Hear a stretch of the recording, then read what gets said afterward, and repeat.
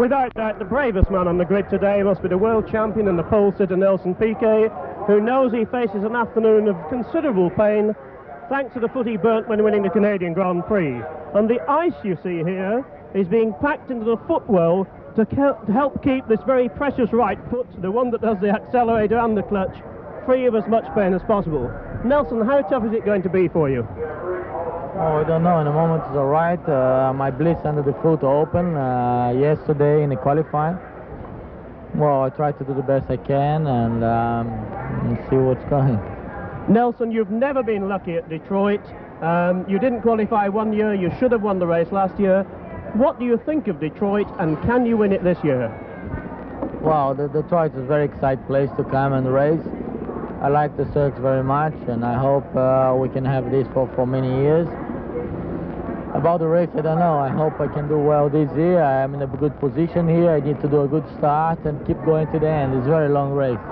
Nelson, we wish you the very best of luck. And now to my distinguished colleague, the very famous motorsport journalist, Chris Economaki.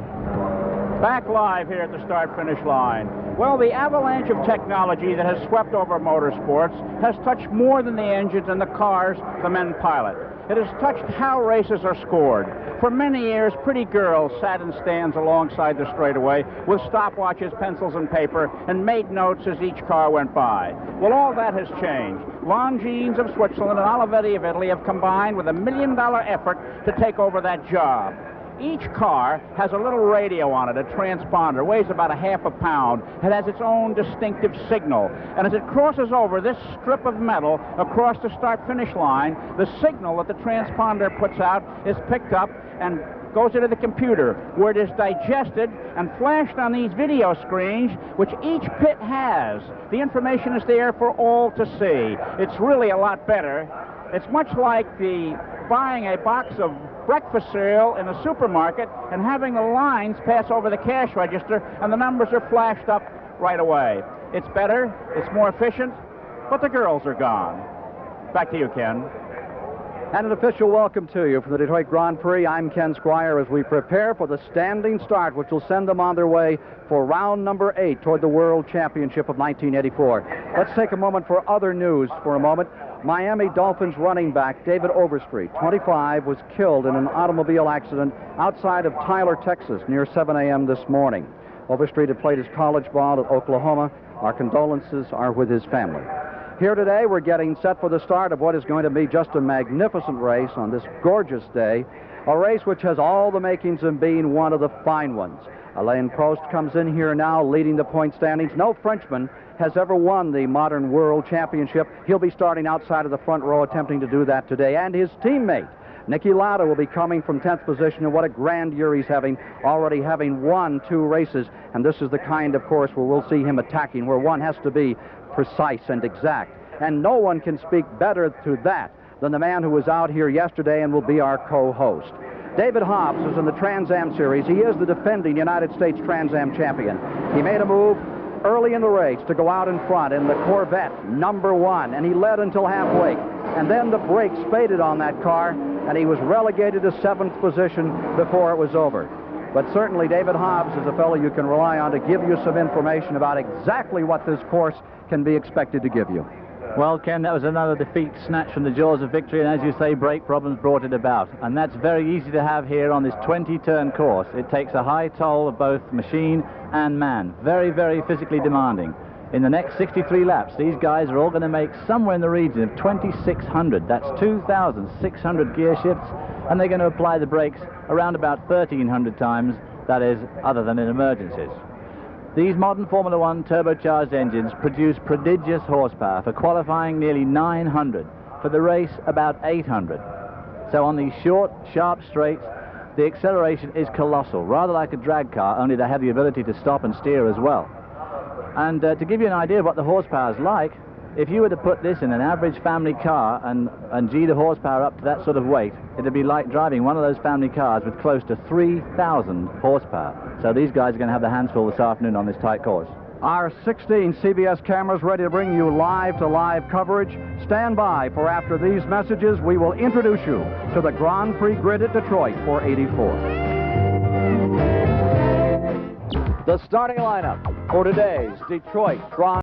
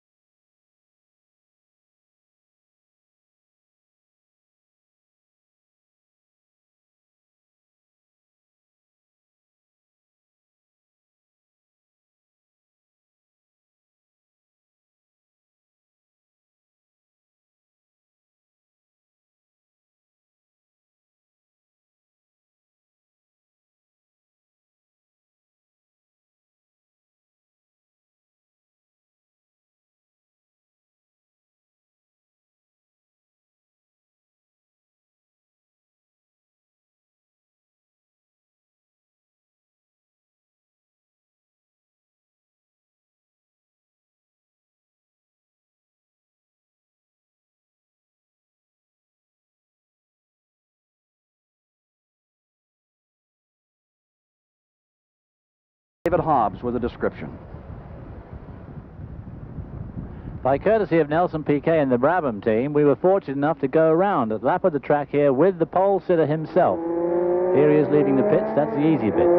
Accelerating up down here along Riverside Drive in front of the Detroit River, up to about 165 miles an hour in the race, braking here for turn 1. Braking right into the corner at this stage. Now he'll start to get on the power. The road here actually falls away a little bit, doesn't show up too well, but it falls away to the right. But he'd be now hard on it as he accelerates up to the gears. 2nd, 3rd, 4th and 5th down this backside up, coming up to the Renaissance Center. Starting to brake pretty hard here. Down to 2nd gear. Fairly slow corner, but a good smooth approach. But a rough apex. You can see his head wobbling there. Up the hill here. Over the old railroad track there. There's a big bump. As he brakes very hard here.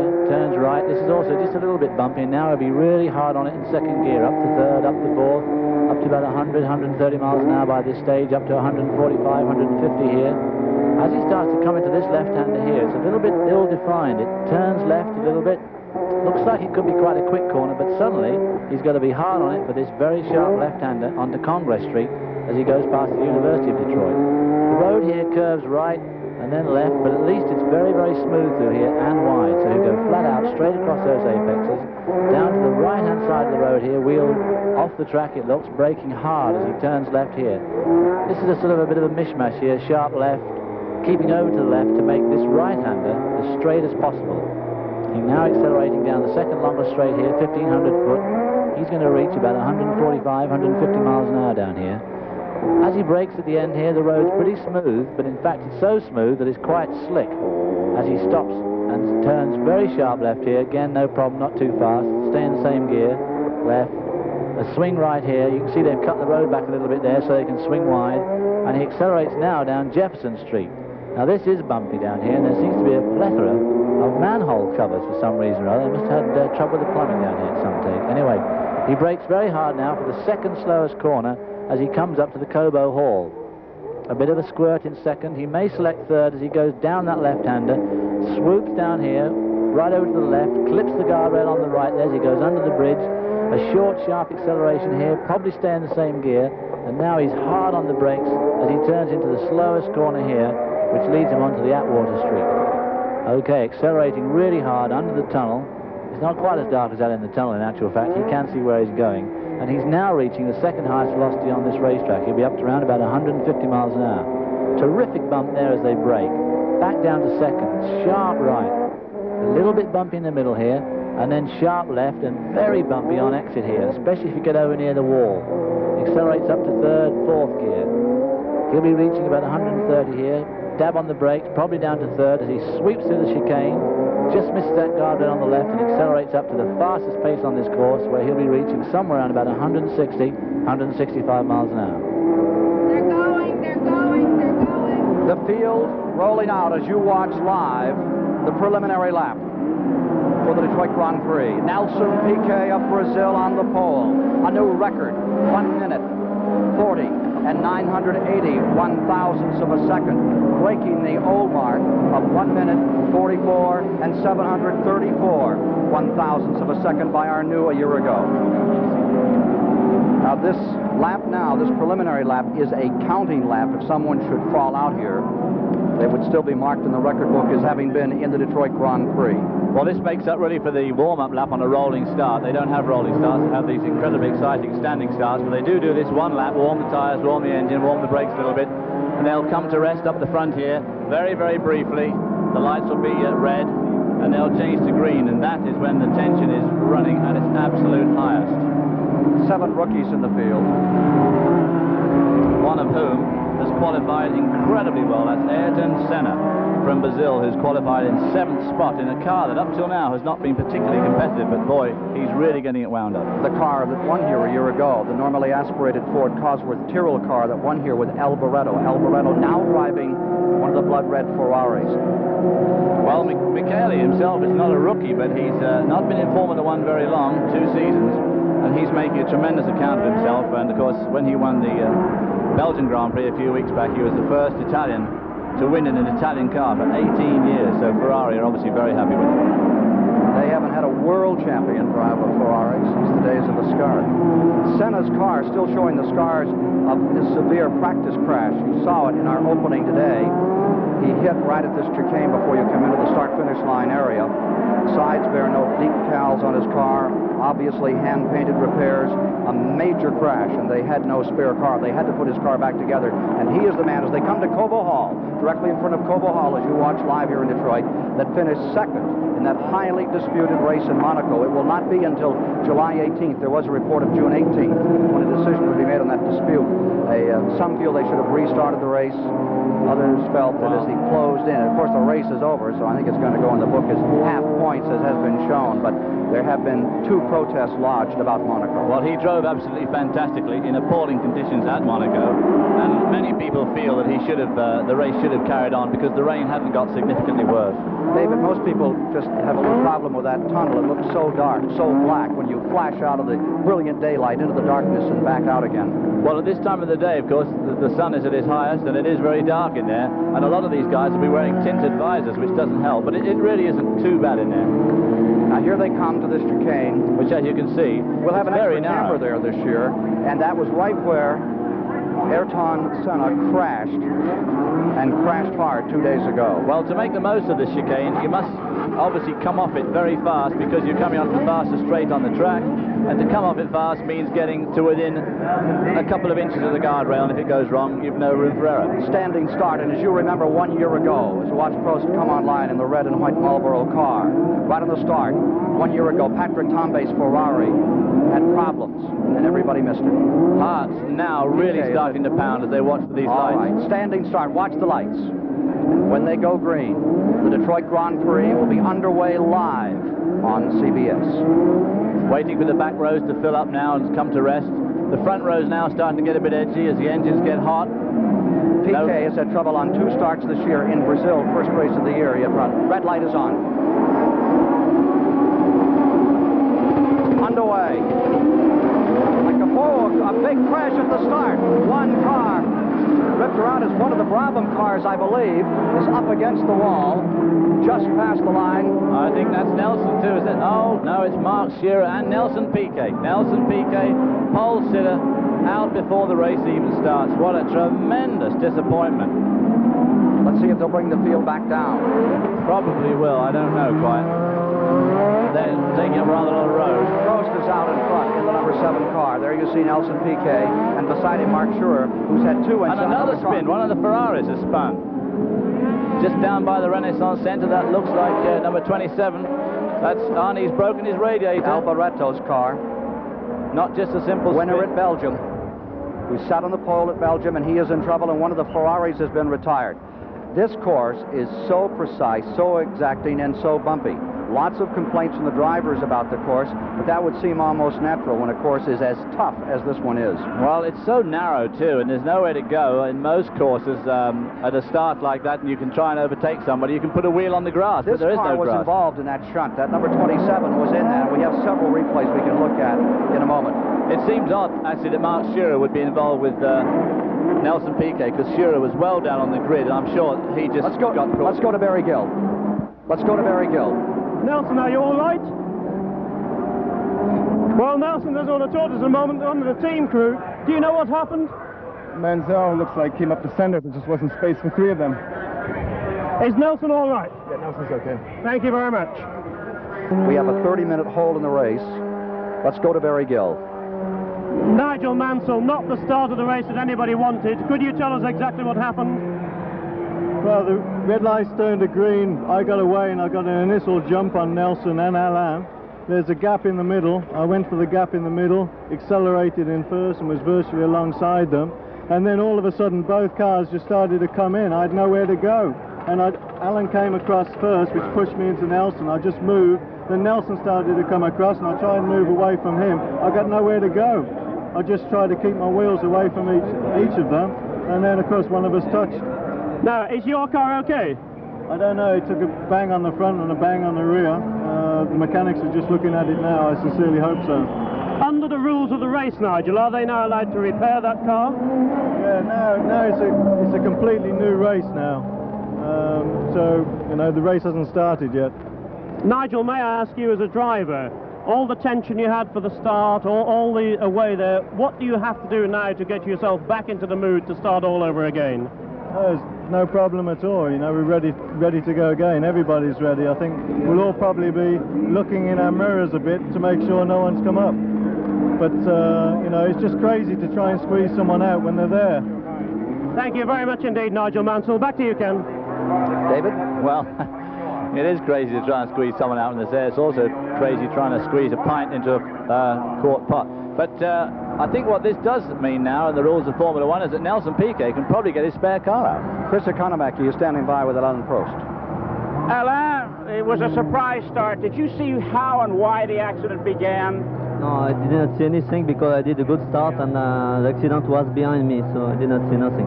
Okay, so you have to do it all over again. What happens now to your car in the 30 minutes we wait? Any work to be done on it? No, I don't think so. I think maybe they can put just a little more fuel because the rest will be the same and we did one lap, but I don't think it could affect anything on the car and we don't change anything because the car was good.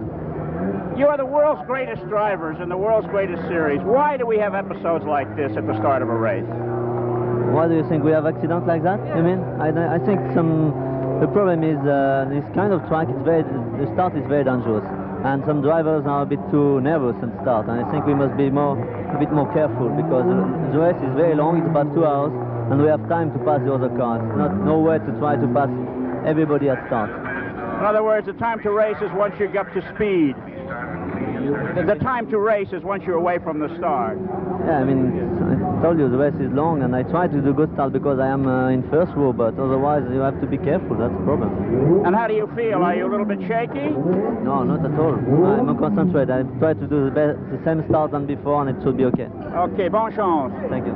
Okay, Alain Prost, back to you, Ken. There we see Piquet Nelson and Piquet Albareto are coming. both bringing up their backup cars. They have both gone to their backup cars. So, Piquet and Albareto are in backup cars when we prepare for the restart here at the Renaissance Center in Detroit. Let's go to Chris Economaki. Bernie, I gather you have a plan B ready to put into effect. I don't know anything about it, sorry. No, I mean, you have your other car out here on the Yeah, line. sure. That's All right. normal, it's not any plan. I know that. I mean, you're always ready for an emergency. What about this car? He obviously chose the best one to go in the race. The other one's a race car, which is prepared for the race. This is a backup car, so we prepared them the same, but let's hope it's prepared as well as the other one. Have you had any indication of how Nelson is feeling? He wasn't feeling too well with his feet and so forth, and now this episode, will he be himself once the race gets underway? Yeah, it won't hurt his feet. It's quite all right. I know that. You take it much lighter than the rest of us do here. But seriously, you know, the one thing that worried me about Nelson Piquet is just before the race he ate a great big pepperoni pizza, and I wondered if that would affect his performance. Maybe that's the reason. I think Mansell must have had one. Okay, so you look confident and happy. What will you think this accident cost you in terms of equipment, Bernie? No idea, honestly. The car's pretty bad, I think. It's just part of, that's how it is, it's expenses. As we say in this country, that's racing. That's right. All right, thanks so much, and better luck second time around, Bernie. And now to Barry Gill down pit road. Thank you very much, Chris. Well, we've just talked to the race officials, and just to make it absolutely clear, we're told there has been no race. The race didn't last 2 laps, so there hasn't been one. So it all starts again, and that means that the teams can choose any car they like. They can refuel, of course, they can top up with fuel again, and the race will last the full distance. Obviously, the Brabham's going to have a new car here. We understand Albareto's having a new car, and we're going to check on Team Lotus. The reason Nelson Piquet didn't want to speak to us earlier, he was quite stunned by the shock, and his neck was quite badly damaged, we heard. Although I see him walking past now, although he's looking pale, doesn't look too bad. I'm sure Nelson will be back in the second race, again in pole position. Back to you, Chris.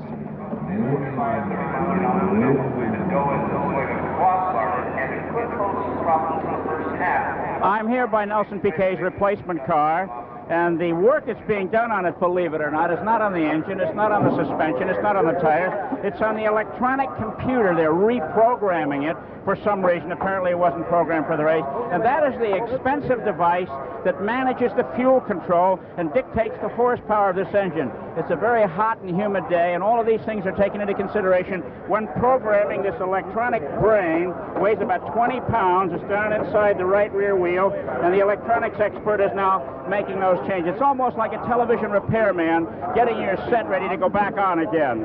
Okay, so with the car's ready to go, with the exception of the computer, and around the front.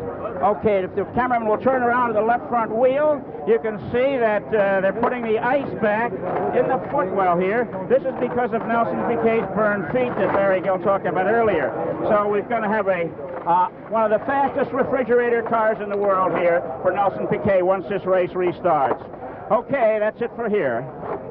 Well, I'm standing, Chris, with Peter Wall, the manager of Team Lotus. The man who's Nigel Mansell, of course, was squeezing through to the lead. What's your version of the incident, Peter?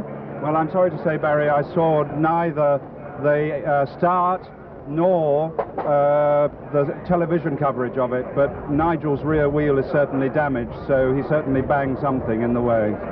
Now, the Ferrari and the Brabham team are changing cars. This is, in fact, the same car he was driving, isn't it? Yes, we've had the opportunity to have a careful check, and only the rear wheel was damaged. The suspension is perfectly all right. And how are you going to wind Nigel up to get back into the race and to start all over again? Well, the rules say it's an entirely fresh event, and I'm hoping that he's going to put that one clear out of his mind and concentrate on the next 63 laps, because they're the important ones. Thank you very much, Peter Ward. Now, Chris Economicky, back to you. McKelly, it looked like you had the best seat in the house for the accident. How did it start and why did it happen? I think Mansell came in the middle of Nelson and Prost and touched the rear wheels of Nelson. Nelson spun and came into my side body. What did you think when you saw that? Oh, I think my race is finished. And how did you get through? Oh, my car was stopped after 2 corners. But you did not touch, no, you touched nothing. I touched the wall and the Nelson car. Oh, really? Yeah, my car is destroyed. Oh, so now you have the extra car too, huh? Yeah, yeah. All right, what do you think about the spare car? As good as the first one? I don't think so, but the situation is like that. So do you think your luck at Detroit 1984 will be as good as 1983? I hope so. Okay, we do too. Buona fortuna. Okay, McKelly Albareto going back to his car. Now back to the booth in Ken Squire. McKelly Albareto, who had trouble right at the start, and he was trying to limp back around the track. He made it all the way to turn number 3, Atwater and St. Antoine here. Obviously, the suspension got totally deranged in the initial crash. In fact, you can see the left front wheel there's all out of shape, and that caused his spin. But leaking liquid, too, that caught up on the rear wheel and spun him out. It obviously broke the radiators, because these cars all have the radiators and intercoolers hanging out of these side pods, so they're all terribly vulnerable in the case of an accident. Barry Gill is standing by with Nicky Lauda. Nicky, this is a very unfortunate start to the Detroit Grand Prix. What did you see of the incident? I only saw that Nelson hit the wall on the right side, and I had to avoid him and slow right down and really stop, not to get involved into the accident. That's really all I know, so I can't say much about it. How difficult was it for you to avoid the accident? Because we have had tragedies at the start of races in the past. I mean, it looked very nasty indeed. I mean, the most important thing is not to try and to take an advantage out of it. I think the most important thing is to slow right down and really try to avoid it. Nicky, don't you think perhaps people are a little too eager? They perhaps haven't got your experience, trying to get the lead at the very start of the very first lap? I mean, I don't think there's any point for that, because the race is now 62 laps long, so it's a long way to go. But you certainly try to do a good start and maybe just overdid it a bit. Nicky, thank you for talking to us. Let's hope we have a clean start next time. Back to you, Chris Economaki. I'm back here in midfield with Ayrton Senna, the young Brazilian who has done so well in small bore Formula racing, but is a rookie this year in Formula One. As a new driver to Formula One, what crosses your mind when you see something like this happen in front of you? Well, I think I was lucky to be right in the front and able to see all the action. If you start on the back of the grid, you don't see anything. So I saw all the action going, and then I tried to avoid. I was out of the way. Then a wheel just flew in the air and landed straight on the nose of my car. I was lucky that didn't land here. So, but unfortunately damaged my race car, and now I'm starting with the spare car. Is your spare car as good as the original? I hope so. I didn't try the spare car, but basically it's very similar to my race car. But when you're not used with another car, it's always difficult to get going right. Huh? Are you nervous? No, I was a bit excited at the moment. I didn't know that they were going to stop the race. And then when they stopped, I thought it was good, because I have the chance to start again and race it. Well, good luck, Ayrton. Thank you. Okay, and back to you, Ken Squire. Senna, who won 46 of 60 races, 10 straight at one time last year, and winning a championship, ready to try again in the Detroit Grand Prix, which is in a temporary hold. More live coverage from Detroit in a moment. They usually kill people in the crowd. We're back with you once again live from the Renaissance Center here in Detroit, where the Detroit Grand Prix has been put into a red flag condition. Just after the start, some 300 feet, a multi-car crash eliminated 3 vehicles. They have been replaced, and the field is now being reorganized for the restart of the event. As we understand, there will be one more lap to grid, one formation lap, and then a green light to get this race back underway. Here is Barry Gill. Well, I'm with Derek Warwick, the Renault team leader. Derek, you were awfully close to that accident, weren't you? What happened as far as you're concerned? Well, I made a very good start, and I was following the pack through. Nigel made a very good start. Nelson made a poor start. Started to go through the gap, and halfway through the gap hit the rear wheel of Nelson, and Nelson went sideways straight into Michele. And I was very fortunate. I went to the left-hand side of the circuit, and everything just bounced around me and never hit me. Derek, you remember, as I do, the tragedy in the Canadian Grand Prix 2 years ago. Do you think the time has come to change the starting procedure of Grand Prix racing, perhaps a rolling start? I don't really know. I think maybe give us more room on the grid, it might be better. A rolling start, I think, could be very, very dangerous, especially on a track as narrow as this. I think maybe this expanded grid, make it even longer and wider apart, would be much better. Derek, I've asked 2 of the other drivers this question. You're going to have to start this race all over again. You're having to get your mental attitude right again. I mean, how do you do it? Well, I mean, it's something you just condition yourself for, you know. It's the first time you get in, it's a disappointment after getting through an accident. You know, you'd wish the race kept going, but when it stopped, and you have to cope with it, and you just settle down and start again. What have you done to your car to prepare it for the second race, if I can call it that? Nothing at all. The car was very nice. I was catching Elio and Nigel very easily, and I'm very pleased with the car. So you've just topped it up with fuel and that's it? That's right. Right, Derek Warwick, thank you for talking to us. The drivers are relaxing now, and Chris Economaki, also very relaxed, is with one of them. Patrick Tambay has done what I've been wanting to do for the last 20 minutes, sitting down. Thank you, Patrick. You all right? Yes, I hope we're going to get it right this time, so we don't have to do this again. I'm ready for that. I'm about burned out. Patrick, how much pressure did you put on your bad leg to get the car stopped when all of this happened in front of you? Well, I was putting the pressure on the right leg to accelerate as fast as possible out of my starting box. I had a good one, better than last year's here, if you recall. And the 2 Renaults took off well, and we were 4th and 5th, I believe, in the first left and in the first corner. Now we have to try to do it again. Well, where were you in relation to the accident, and what did you see of it? Well, I sneaked on the left-hand side of Senna, and I saw a wheel flying, and I just cleared it, and he must have fallen on him in the back of me. I was on the left-hand side on the pit exit lane, and I just saw a lot of mess on the right-hand side, and I just tucked in on the corner. And you didn't slow down as you went by, you just sped through, huh? Yes, because if you start slowing down, I could just see the timing, that cars were shutting themselves, and I just could see the hole. If you slow down, then the rest of the pack in the back will come and pile on top of you, so you must try to make your way through. Everybody talks, Patrick, about the mental conditioning you have to do before the start of a Grand Prix. You've done it once. How difficult is it to bring yourself to that point a second time in the same day? Well, obviously it's a little bit more difficult, but we're going to have to do it. It's just a matter of putting back your helmet on and isolate yourself once again, and concentrate on the motions of starting, which is when you have to put your first gear in relationship to the red light. If you want to do it too soon, you may burn your clutch, and how to be really sharp when the green light comes and try to find the right traction on the wheels without letting the boost of the turbo go down. You got to try to program yourself to do it again. This first start, did you learn anything about the man alongside or the man in front that will help you in this one? Well, I hope the other ones learned. I mean, they've done the mistake. They've been allowed to take their T cars. I think they should. I think they should go back to their hotel rooms. In the United States, if you have this type of an accident, you must go to the end of the line. You think that might be a good rule for the future?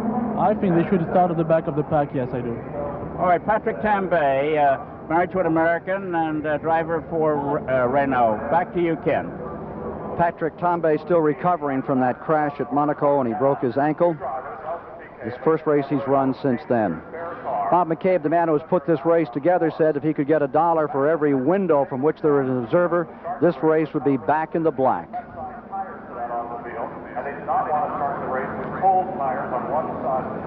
The Detroit Grand Prix is expected to resume about 1:50. That's the latest news we have. We're looking for a restart about 1:50. Back with more in a moment.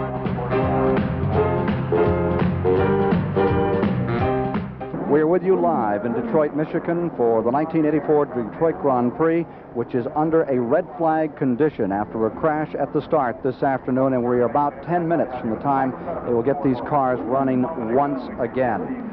Well, we, right here at the start line, saw a couple of these cars dismantled in record time. Earlier, we had an opportunity to see what these cars are all about. Chris Economaki took this look. The magic name in international road racing is Formula One. Well, what does it mean? Firstly, Formula means single-seater, open wheels. And Formula One is the premier car of that designation. There's Formula 2, Formula 3, all of lesser categories. The interesting thing about Formula One is that you cannot buy one. You must make it. The International World Championship Series is open only to constructors. No matter how much money you have, you cannot buy one of these cars. You must design it and make it. Now let's take a look at a first-line Formula One car undressed. This is the car of Alain Prost, the World Championship point leader. First of all, the latest construction techniques and materials are used. For example, metal, which used to be part of the chassis, has been disposed of. This is carbon fiber graphite, made in Utah for the McLaren team. High-quality steel is still used in the suspension parts, and the shock absorbers and springs are inside the bodywork so as not to obstruct the flow of air past the wheels. The engine is in the back, which means the driver is seated in the front of the car. His seat is carbon fiber. There's no upholstery. It's molded to his body. A very small steering wheel, a cluster of instruments, controls, but perhaps the most important control of all is this knob, the boost control knob. All the way to the left, you have 500 horsepower. This much gives you 215 more horsepower, 715 horsepower. That's known as turning up the boost. As we move back along the car, we see that the car becomes much wider here to accommodate the oil and water radiators, the fuel tank in the middle here, which is also made of carbon fiber, and the most advanced thing in Formula One racing today, the computer that controls fuel management, new this year. The engine back here, specially designed for this car. It's an 80-degree V6 engine financed by the Arabians called Techniques Avant-Garde and made by Porsche. It has 2 turbochargers, one on either side of the car off the titanium exhaust headers. Behind the engine, which is part of the car really ends here. And the engine is a stressed member of the chassis. The rear suspension and gearbox is on it, and the wings, which are also made of carbon fiber. What does it cost? It's hard to say, because the engine is supplied by one entity, the chassis is supplied by another entity, all looked at as developmental exercises. The car could cost well over $1 million if you had to pay for everything, but it makes for exciting racing, and it's great sport. Less than 3 minutes. The 3-minute board is up until they take the preliminary lap and get us set for a restart on the Detroit Grand Prix. Controversy down here along the false grid. Let's go to Chris Economaki. Well, in baseball, they have what are known as clubhouse lawyers. And Marco Piccinini of the Ferrari team is auto racing's clubhouse lawyer. He has said that some of the drivers, after the race was stopped, did not follow proper procedure and therefore should not be given a warm-up lap. They're starting now. Whether or not all of them will get the warm-up lap remains to be seen. It's a very thick rule book and lots of fine print. Okay, back to you, Barry Gill.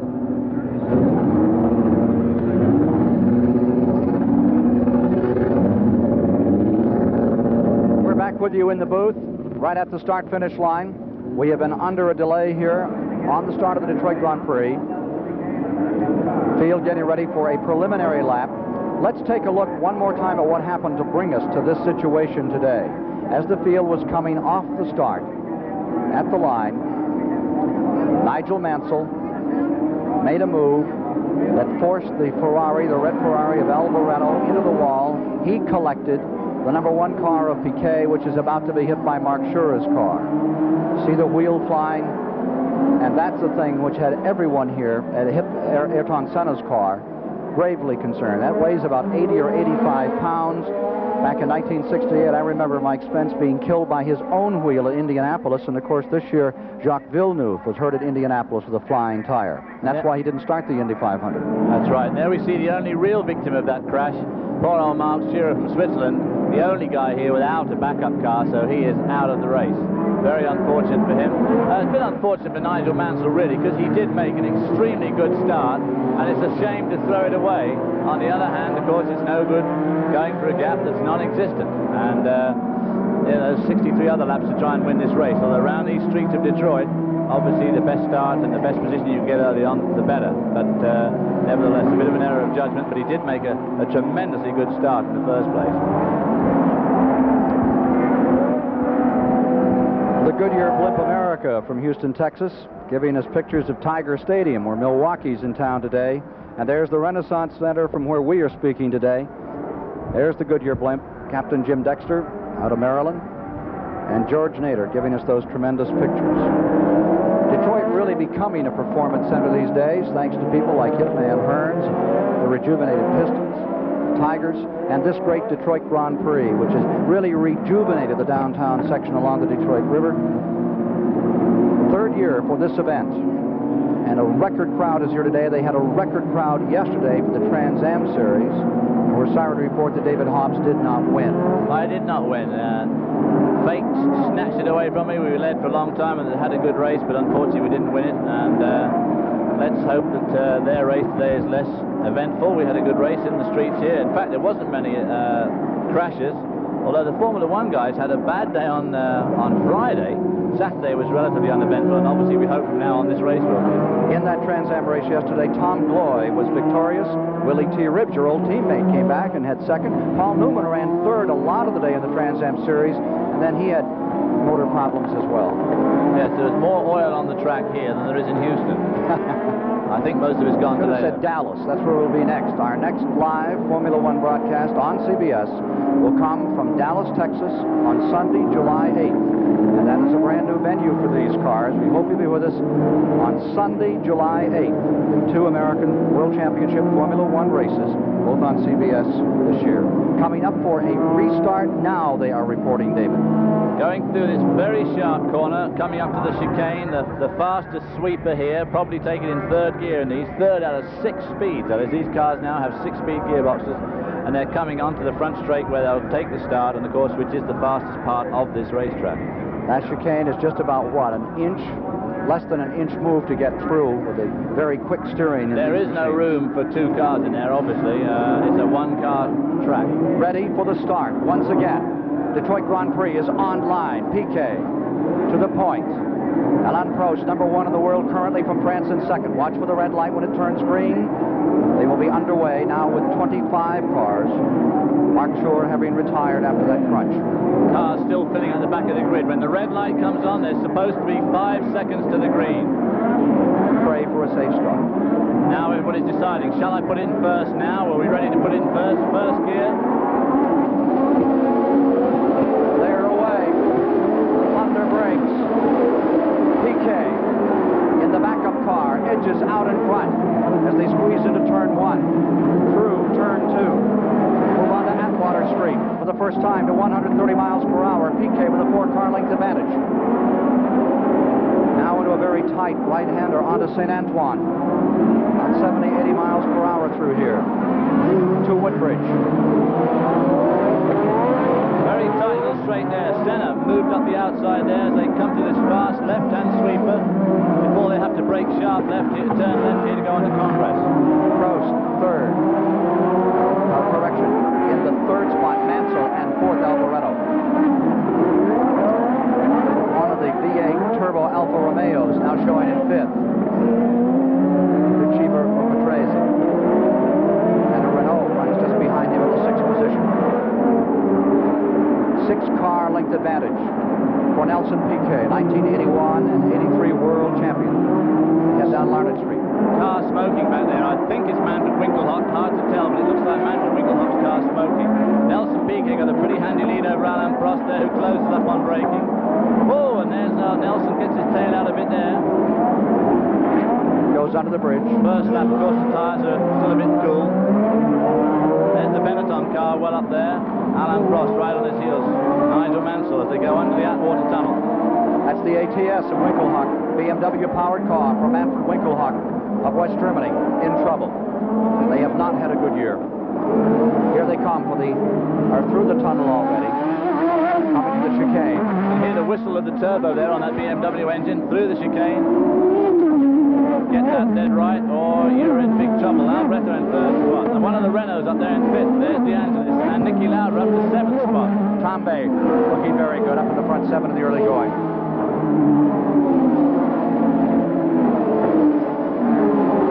Through the fastest part of the course. Down into turns 1 and 2. Nelson Piquet, who won last week, trying to come back to win the World Championship, and he'll really have to come up from under because they've had all kinds of mechanical problems on the Brabham BMW powered car until they came to Canada a week ago and were victorious. Some say it was the wastegate of the turbocharger. They say they have copied to some degree Brian Hart's design for the Hart car, and it worked. Gave him victory last week. Can he stay there, and can he become the first man since back in 1960 to win back-to-back? Imagine that. Since 1960, no one has won the World Championship back-to-back. Good race going on there for 5th spot. A lot of dicing going on between a couple of cars there. We see Nigel Mansell swinging through. Keeps a good tight line. It's essential to have the car handling very well around here because there just isn't room for error anywhere. You see Mansell in third, directly behind him, Albareto. Down to the Cobo Hall area as they go under the bridge, the footbridge, into a flash of darkness there. Can't have a flash of darkness, but under the Atwater Tunnel, which is also pretty gloomy, but not too bad. Albareto hanging on well in the Ferrari. They've had a mixed year this year as well. Coming down to brake, very bad bump there as they brake for this sharp right-hand corner. Swing to this little complex, very rough on the left of the road there. Our picture, left of our picture, right hand of their road. Just clipping to the outside of the wall about 70, 75 miles per hour. That is Eddie Cheever. Cheever of the United States. You don't want to miss there. You just have to be so precise, so exact. That is exactly where Ayrton Senna had a terrible crunch the other day.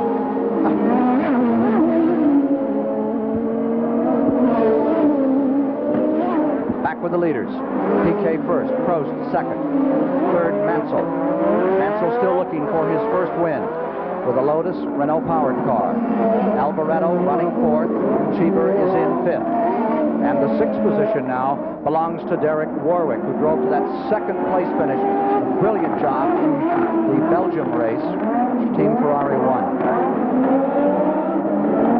And Prost seems to be reeling in that leader Piquet a bit. Alan Prost seems to me to be able to hold a tighter line than Nelson Piquet. There we see a picture of Nelson leading this race after that disastrous first start, but Prost is definitely gaining on him. But Prost seems to me to be using less road than Nelson, because Nelson is using his backup car, so these are the first 2 laps he's driven in that car. Down over the manhole covers by Cobo Hall. Very difficult turn, that one. Extremely tight, completely blind. With another car off the course. That looks like one of the Williams. Is it a Williams? No, it's not a Williams. That balloon is rather in the way. That is reported as Elio. That's Jonathan Palmer. That's Jonathan Palmer. That's his teammate. That's Elio's teammate, Dr. Jonathan Palmer, driving the Ram Hart car, 4-cylinder inline car. That's a shame, because Jonathan Palmer and I raced together a lot in those Group C races in Europe. And he's an aspiring young driver, and he's actually had to find some money to finance this team, and he's under a lot of stress. He says he's a pretty good general practitioner, too. Very good. So here's Nelson Piquet, back to turn 1, little negative camber in that corner. Now you're with Prost, the second place car, out of turn 2. Piquet, winner of 11 races this year. We have a car slowing. It's one of the Ferraris in trouble. Crikey. Just before the chicane, trying to get limped back into the pits. I think it's Albareto, but I'm not absolutely sure. Piquet and Prost, not only is Prost pulling up on Piquet, but I think they're both pulling away from Nigel Mansell. Remember, Piquet driving with a badly blistered foot, so savagely burned in Canada a week ago that he just climbed out of his car and collapsed on the ground. They had the doctors administer him until 10:30 or 11, and we have 2 cars out down there. You see that looks like one of the... That's one of the Ferrari has gone back to the pits. See, getting back underway. That's the Acela car, Cinzani's car. And that one is one of the Ligiers. Hainaut or his teammate? Patrese. It's one of those two. It's hard to tell. You can't see the number. Piquet.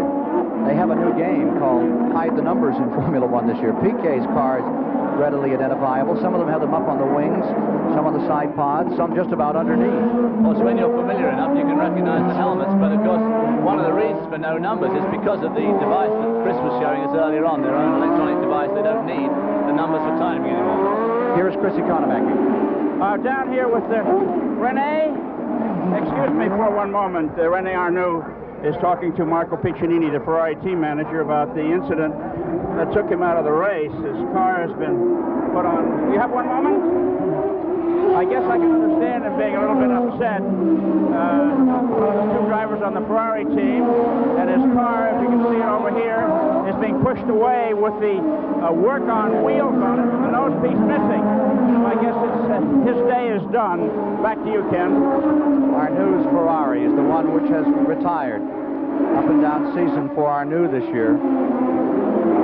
Bad break for Rene Arnoux, who has been struggling with that Ferrari team and qualified well back on the grid after Albareto had done well. Yes, Rene Arnoux is under extreme pressure these days. He fell out badly with his team, his French team, the Renault team, moved to Ferrari, was a hero for a year. They've taken Albareto on, who appears to be consistently quicker than Arnoux, who obviously is going to be under a lot of pressure, especially from the Italian press, who are particularly hard on drivers for Ferrari.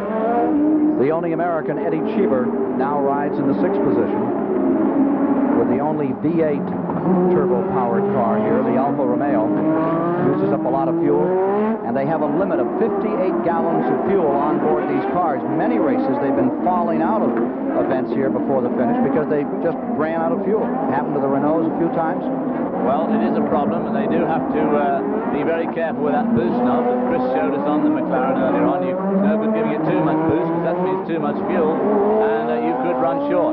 Some of these cars actually have fuel gauges in them, believe it or not. It's a gauge that tells you how much fuel you're using, and you have to run to that gauge now, so it's another thing to look at. 4 laps have been completed. 4 laps complete. The defending world champion Nelson Piquet first in our live CBS coverage of the Detroit Grand Prix. There you see him, and right to the wall. A remarkable picture. Prost in the second spot, and then in third is Mansell. And Derek Warwick has got past Albareto, and Eddie Cheeve is coming up hard on Albareto now. So Derek Warwick. There's Lauda. There's a good shot from the blimp as we see turns 1 and 2. You can see it's just a long, constant radius turn. Now we get to the tight bit. You see the railway lines here where they go over the big bump. Lauda is 7th, De Angelis is 8th, Tambay is 9th, Ayrton Senna runs in 10th, Brundle is 11th, Thierry Boutsen is in 12th, Beloff is 13th, Chicotto 14th. Some of the just magnificent crowd out here, a record breaker today. Here they are by Detroit University. Piquet, the leader, now building up an advantage again. For a while, it seemed to be going in favor of Prost. Again, Piquet has it. Some said he would only run a few laps and perhaps have to come in. His foot is so badly burned. Prost is dropping back now badly into the clutches of Nigel Mansell. Nigel Mansell still looking for his first Grand Prix victory in car number 12 for Team Lotus. Well, this year not only is a battle of car manufacturers and engine manufacturers, more and more of the big heavyweights are getting in there. BMW, Renault, Fiat, Honda. But also, of course, there's a constant tyre war in Formula 1. And the front 2 cars are both fitted with the French Michelin tyres. And Nigel's car, the Lotus, using Goodyear this year. All of them now using radial tyres. This is the first year that Goodyear have developed a true radial tyre for Formula 1. And so radial tyres will be seen soon in the American kart racing. And all these cars out here now have got radial tyres. Nelson Piquet, winner of 11 Formula 1 World Championship races, continues to stay out in front where he began this Detroit Grand Prix. More in a moment.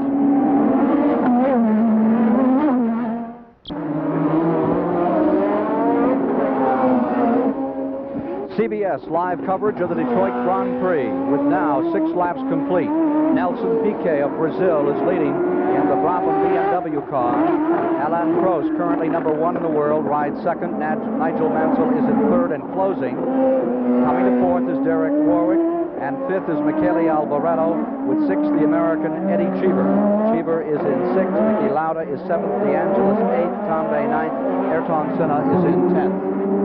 David Hobbs, I'm Ken Squire, Barry Gill and Chris Economaki in the pits, and Barry Gill has this report. One of the brand new Frenchmen, Francois Hinault, one of the Ligier stars, out of the race. Francois, what happened? Well, big problem in a slow corner. I have a Corrado Fabien. When he brakes, he touched me, and my engine stopped. And with the Formula 1, it's not possible to start again. And in the first start, I have a big problem because a rear wheel touched my car and break a small part in the front wheel, and necessary to change. A big problem. It's not a good race for me, but when I come back, I hope it's a good race after. A very phlegmatic Francois Hinault. Over to you, Chris Economaki. Well, in the Indianapolis 500, pit stops are part and parcel of the race, or they are in most major American races. In today's race, to the best of our knowledge, there are no planned pit stops, but we're standing in the pit of Nelson Piquet, the race leader, and all of these men are standing ready to service him if he has to stop. A red line guides the car. Lug wrenches are in place to change tires if necessary, and they'll stay here waiting on the qui-vive for the entire run of the Detroit Grand Prix 3. Back to you, Ken. There you see Nelson Piquet staying out in front. There's a battle further back, and that is Ayrton Senna running in currently the 10th position. Directly behind Senna is the Thierry Boutsen car, 11th. And then you see Stefan Beloff's car. Good battle for 10th position. And Martin Brundle is in there in 13th. I'm obviously watching my man Boutsen, who is in fact my co-driver at the European Skull Band at the Porsche 956 of John Fitzpatrick Racing. Thierry and I are doing a full season together, and we're racing in fact in 2 weeks' time in Germany. There we see Nelson Piquet with his German BMW engine.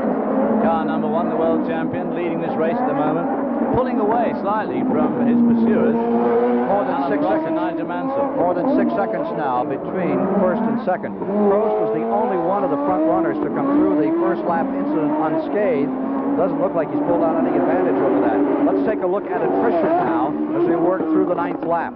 Mark Schur was retired in that crash right at the beginning on the false start. Manfred Winkelhock has fallen by the wayside.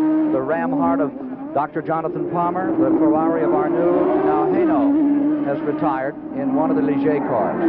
There you see that terrific bump on the straight as Nelson really pours it on, reaches about 160 miles an hour in that never such short straight. And remember, these cars weigh 1,188 pounds, and that bump really has to unsettle one.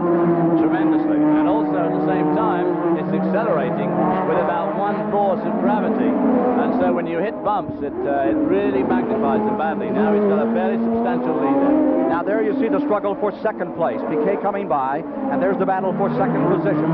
Prost is there, Nigel Mansell attacking in the black Lotus.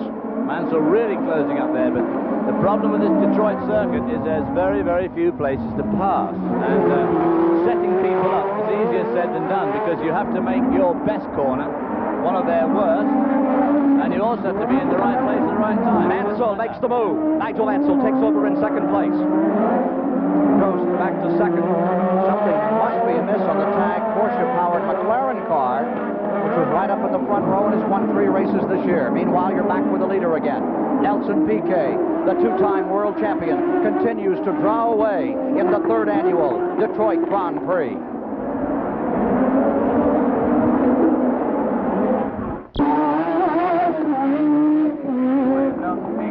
Back with the leader, Nelson Piquet, and CBS live coverage of the 3rd annual Detroit Grand Prix, race number 8 for the World Championship.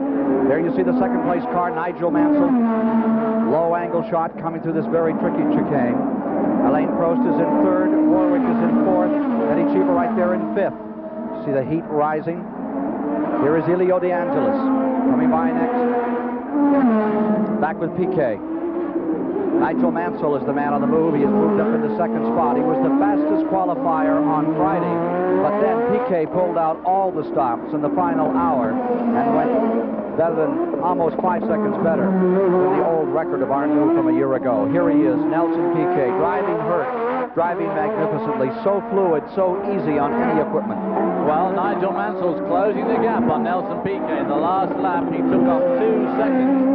So he's really making ground on our current leader. There we see them going down Larned Street. 3 3/10 seconds. Now the interval between the first place car, the Brabham BMW, and the Lotus Renault-powered car that you see here, number 12 in 2nd place. The Detroit Grand Prix, one of 2 World Championship races on CBS this summer. Next, Dallas, Sunday, July the 8th.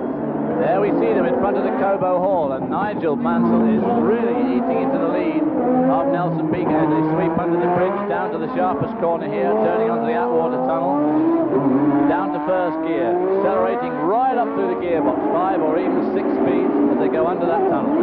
Mansell, who broke his neck back in 1977, was told he wouldn't race again. Here he is, back to 2nd place, still looking for win number 1. The man up in front, twice the world champion with 11 wins. Here they are. This very difficult chicane, and if you tag that wall there, you are serious hurt.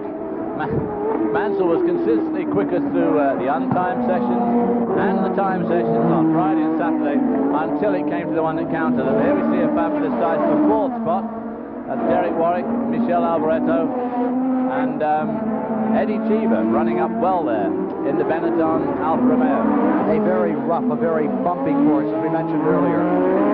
And if one is not as precise as a surgeon here, one may face one. Now there is Ayrton Senna, who is running back in the 10th position, and Boutsen is running right behind him. That's 10th, 11th, 12th, 13th, and 14th, right there. A very, very close race. There's 2 non-turbocharged cars in that group.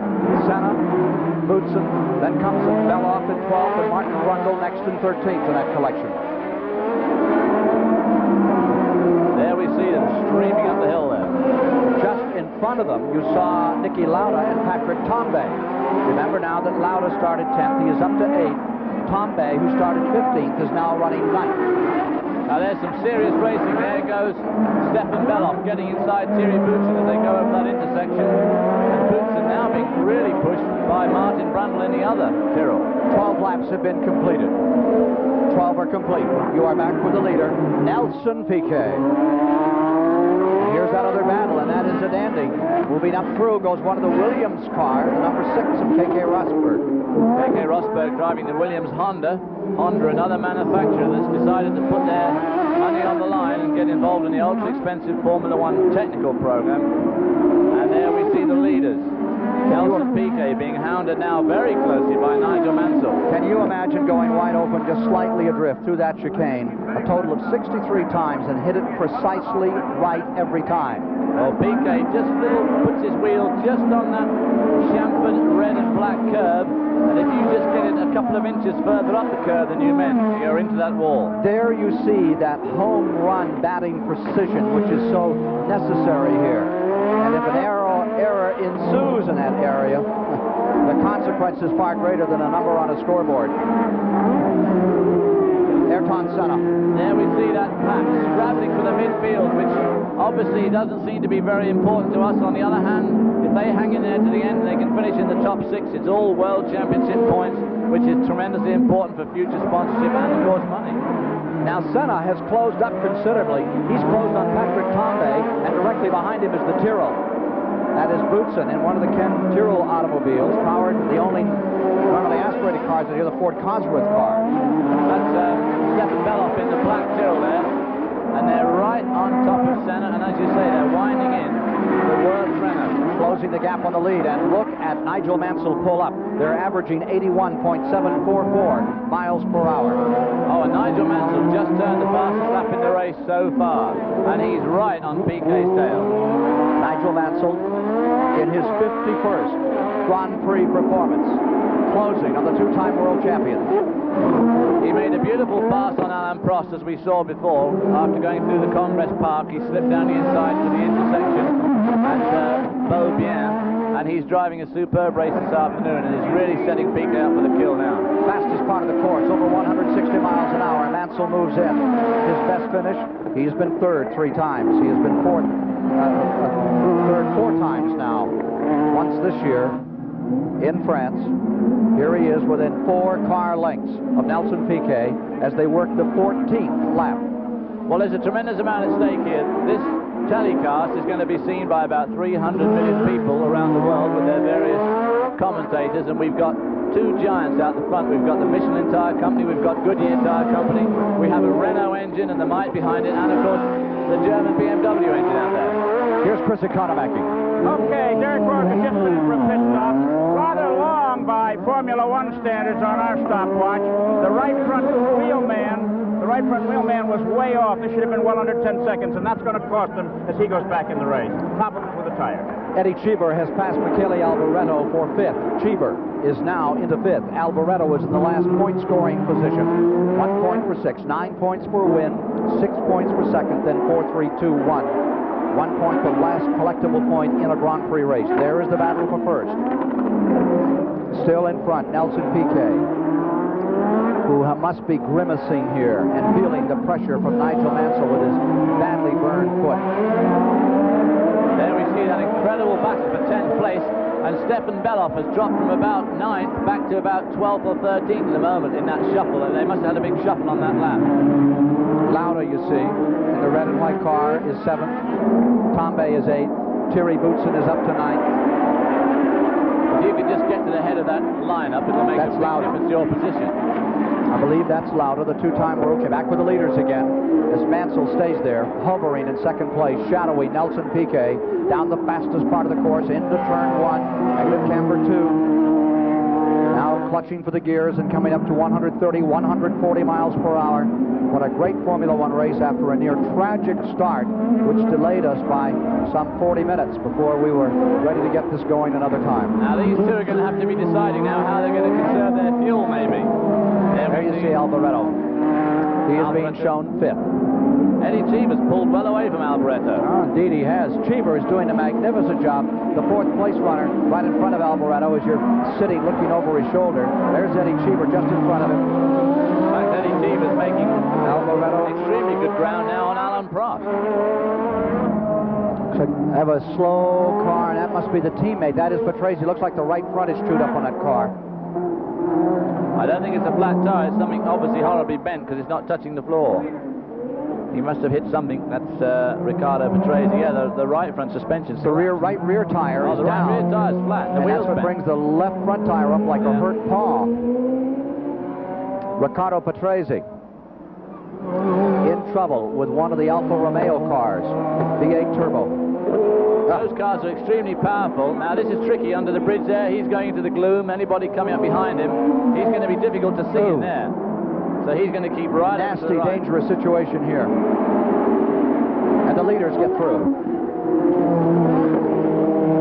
Now he's going to be just round the corner and out of everybody's sight. Mansell really giving Piquet a hard time. Not that Piquet's the sort of guy that's going to succumb to pressure very easily as they sweep through that chicane again. Mansell right on him now. Maybe he's turned the boost up a little bit down the straight to try and nail him at the end on braking. Leaders in lockstep into turn number 1. 15 laps complete. Now they've got to have a race to conserve tyres and try and conserve fuel. Brakes are no problem on Formula 1 cars, generally speaking, although around here they get a very much of a pasting, and of course it is a pretty warm day. One of the problems with the Brabham this year, the Brabham BMW, has had a problem with the engine overheating, but I think that Barry Gill's got something for us down the pits. Barry? Here's a very unhappy Riccardo Patrese, winner of the South African Grand Prix last year. Pit stop, already taken 9 seconds, 10 seconds, 11 seconds. He's away in 13 seconds, but of course he's lost a tremendous amount of time, mainly because of such a slow lap coming in. Back to you, Ken. Patrese, winner of 2 Formula 1 World Championship races, back underway, but he will not be in the counting on this one. Here is the story. Up in front, Piquet first, from Brazil, Nigel Mansell of Great Britain in second. Moving back down toward Cobo Hall onto Jefferson Avenue there. Is here, and you're right in the arena, about row 12. Cheever is just attacking. They were reporting that Eddie Cheever everywhere around the course from our 14 spotters is doing a magnificent job, but one cannot leave this battle for the lead as Mansell stays right there. And for the moment, Mansell seems slow. Mansell off the pace for just a moment as they came to the Atwater Street Bridge. And he fell back. One of the Renaults spinning. That looks like Patrick Tambay to me. It's one of them. What number is that?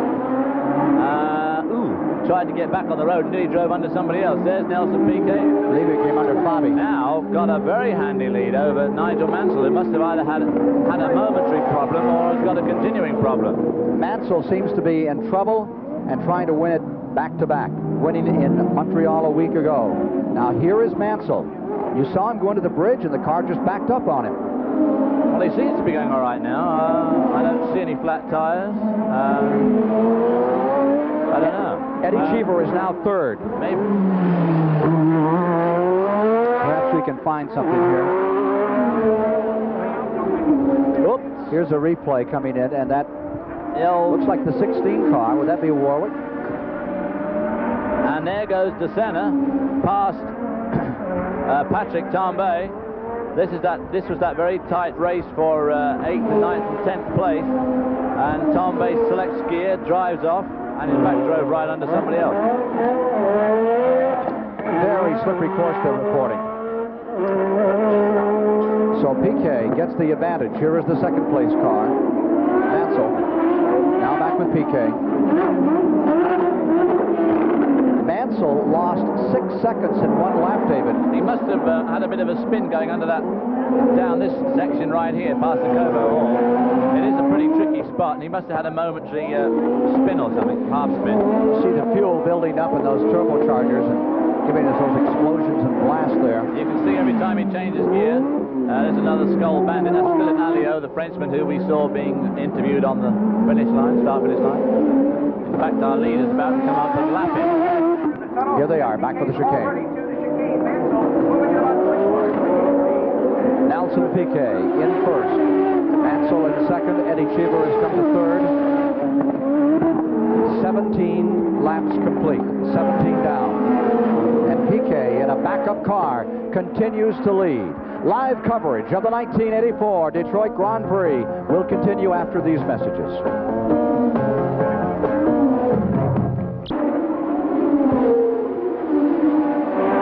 You are sharing this view with Viewers from 35 nations. This Detroit Grand Prix. Third spot, Eddie Cheever in the green car. Behind him, Michele Albareto in the red Ferrari, and Elio De Angelis has come to fifth. Third, fourth, fifth. An Italian's dream come true. An American domiciled in Italy driving an Alfa Romeo engine car, leading a red Ferrari driven by an Italian, and another Italian in just behind them. What a day for the old Italians. Niki Lauda now into the sixth position. Lauda is up to sixth. Eddie Cheever, who had a brilliant second place here, one of his best runs, now maintaining the third position. Albareto, who won here a year ago for Team Tyrrell in the red Ferrari, running fourth, and there you see Elio De Angelis in the Black Lotus, fifth position as they move to Cobo Hall. Down they go on Jefferson Avenue. Back with Nelson Piquet another time, your leader. As we have pointed out before, Piquet burned the country off on his feet, and this morning there was conjecture, one, that he might not start, two, that he might run only a few laps and then come in, or three, grit it out. And that's just what he's doing as he tries to get back in the point battle. Well, like I said at the beginning of the program, this race is incredibly hard on one's feet because they're just jumping around in there like no one's business, with approximately 1,300 brake applications alone during this race. Nigel Mansell continues to lose a second a lap, and as he falls back, Eddie Cheever may be up for another second place finish. Eddie Cheever of the United States drove for Team Renault. Last we saw him here. And there is Eddie Cheever drawing away from Michele Albareto, last year's winner. Cheever, U.S. nationality, fluent in Italian, spent much of his life there, now lives in Monte Carlo, keeping this only V8 turbo car right in the thick of it. Well, they sound tremendous, these Alfa engine cars. Unfortunately, they do have a bit of a thirst for fuel, and he's another driver who may have to turn the wick down a bit as this race progresses to make sure he finishes. How do you feel about World Championship being turned into an economy run? To me, it seems rather silly. Well, I don't know. I don't agree with it if it does turn into an economy run. I'm looking at it right at the moment. It doesn't look too much of an economy run to me, but of course it's terribly tragic if one does run out of fuel near the end. It's happened to Ferrari. Most of these turbo cars are right on the edge all the time, and they can't go as fast as they want because they have to consider the fact there's no more fuel if they run out. Well, I suppose they have to try and limit the horsepower in some way, and of course giving them a fuel limit is one way of doing it. Here's Chrissy Konemek. Peter War of the Lotus crew assembled here. Peter War of the Lotus crew assembled here at pit road are, you know, throbbing with excitement. Their car is second and closing in on the lead. It's been a long time since Lotus has won one, and they're hoping for a big result in the Detroit Grand Prix 3 today. You can see the look on their faces here each time, waiting for their man to come around to see whether he moved in on the leader or not. Back to you, Ken. Lotus team looking to find victory today. They have 72 victories to their credit. Their last victory came in 1982 in Austria. Well, Eddie Cheever picked up a couple of seconds on that lap on the leader, on this man, Nelson Piquet. And there we see a spin down at Liege. So it must be your actual Andrea De Cesaris. Not in his spin, but on his restart, he tagged the wall with his left rear wheel, which you can see is now hopelessly bent. Andrea, the man they call Andrea De Cesaris, has had another incident. Well, if you have a replay of that spin, you'll see exactly why, because I think he did most of the damage to that car after the spin. When he restarted, he tagged the wall. Eyes will be snapping some on that one. Here's Andrea trying to get the car back. Liege coming in. That's De Senna. That's Ayrton De Senna driving the Tolman out of his race. Now that is very unfortunate. Limping away. He was going extremely well. He's obviously hurt his leg.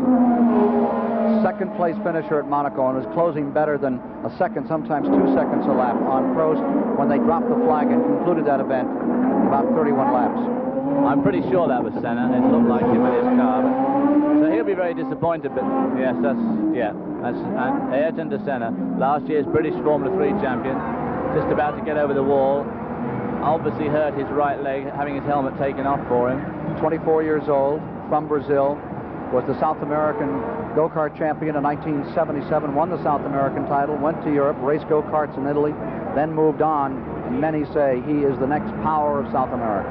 and of the world. Many people say that he is absolutely, definitely going to be world champion within 2 or 3 years at most. He is incredibly quick. And incredibly dedicated. And has a tremendously wise head on young shoulders. He has absolutely everything that is required to be world champion. You're back with Piquet. Which is pretty sickening, really. I mean, I don't mind a lad being a reasonable driver, but that's ridiculous. Is that the over 40 view? That's the over 40 view, exactly, yeah. Again with Piquet.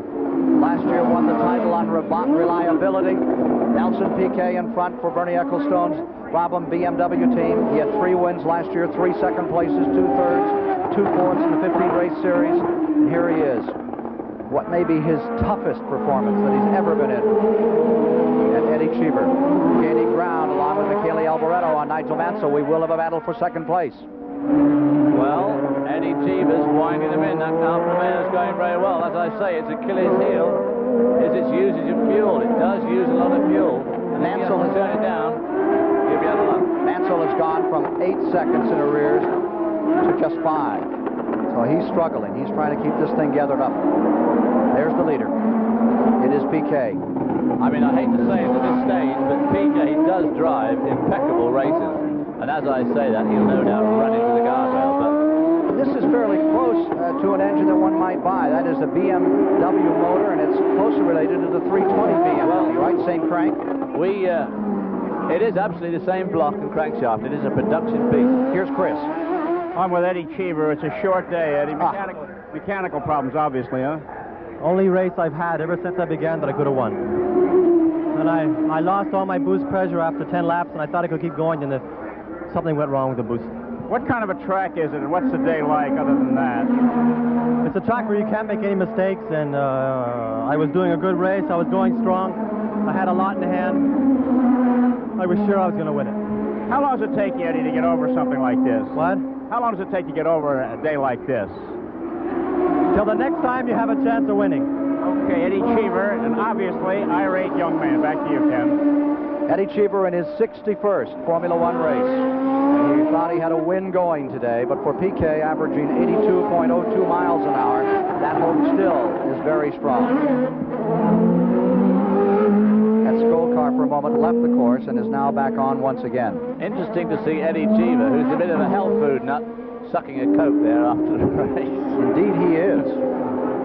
He should be drinking vegetarian for some time. Has gone back to He should be drinking the Dennis Carlson Magic Mix, which is a drink I use, and it's absolutely fantastic. It's one of these. What's in it? I don't know. It's an electrolytic drink, he tells me. Whatever it does a lot of good. Is that why you fell asleep at dinner last night at 9:15? That's it. Piquet. Around that double left. There is Niki Lauda. Here is Niki Lauda. He has fallen back. They're now showing him in the 12th position. Niki Lauda just made a pit stop. I saw him coming out of the pits, and I think a number of these people are going to make pit stops for tyres as this race progresses. He has moved up to 4th in the all-time win list behind the Farks, the Stewarts, the Fangios.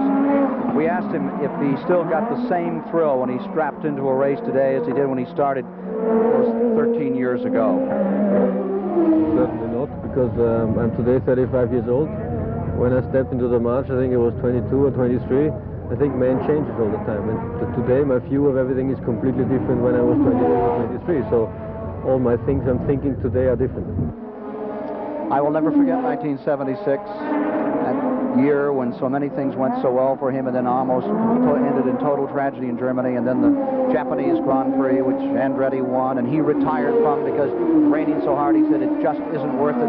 I think retiring from that race took almost more courage than coming back after that terrible accident, because if he had only just finished in that race in the top 6, he'd have won the World Championship and he'd be a 3-time World Champion now. Courage can be described as Niki Lauda. Let's go to Chrissy Konemek. Well, it's a glorious day here on Grand Prix Sunday. A glorious day for sailing on the Detroit River. As you can see, all those boats out there. But they can't see very much because the outside wall is higher than the cars. And one wag said, "What are all those people watching?" And his friend said, "The noise. What else?" Back to you, Ken. You recall it, Monaco, when the wall wasn't that high and the famous plunge? That will not happen in Detroit. Mr. Hawkins into the pool. Chris Economaki, of course, is our resident language expert.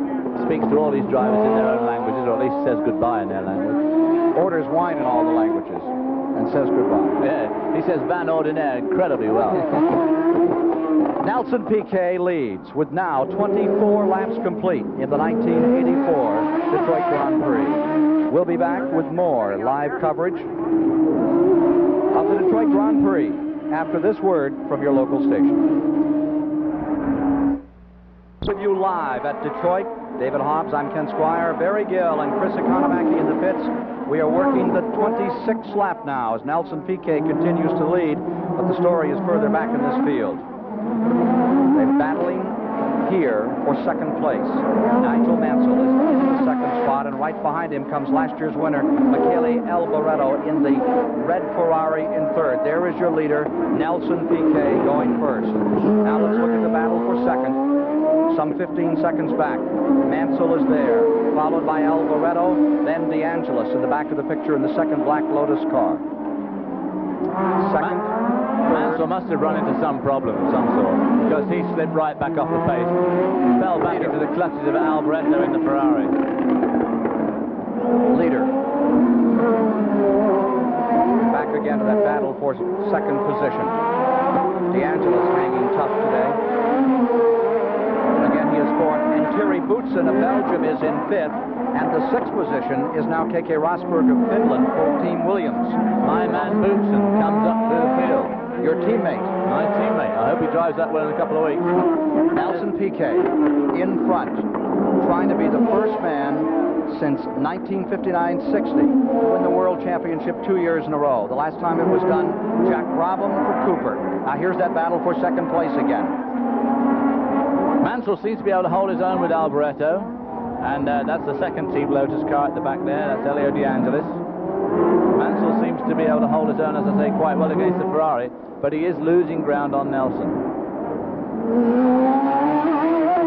There we hear the whistle of that BMW turbo engine as he comes up here through the chicane, flicks it through the chicane. Here he is into the straightaway. Tremendously smooth driver, Nelson Piquet. And from the Goodyear blimp, the approach to turn one, around turn two. As you look at the standings, 27 of the 63 laps complete.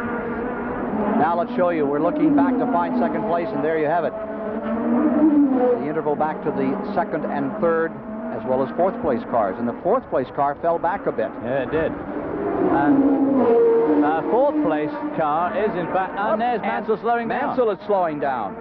Well, the Lotuses both fell out of another race earlier this year at the same time. Now here comes DeAngelis. Something is amiss on Nigel Mansell.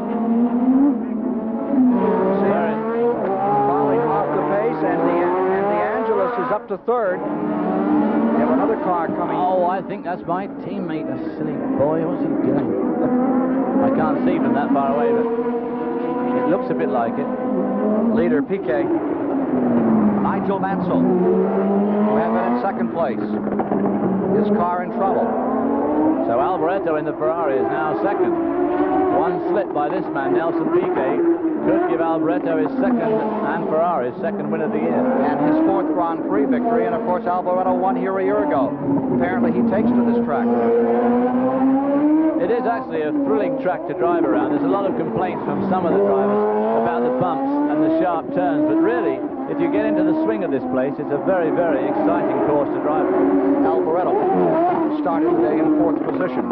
Now finds himself second. The man that started on the pole remains on the point. Number one. A nasty puff of black smoke out of Nelson's car when he backed off of the chicane there. That doesn't look too promising. The old turbo's packing it in here. Doesn't sound so here. Here's Barry Gill. Well, while you're talking about Nigel Mansell, the pit have gone and got a big signboard saying brakes. It does look as if Nigel could have a problem, and that problem could be braking. Back to you, Ken. Piquet first, Mansell second, rather Albareto now second, and here is Mansell's car coming in. He had run second for the past several laps. Here is the leader. Mansell is trying to work his way back.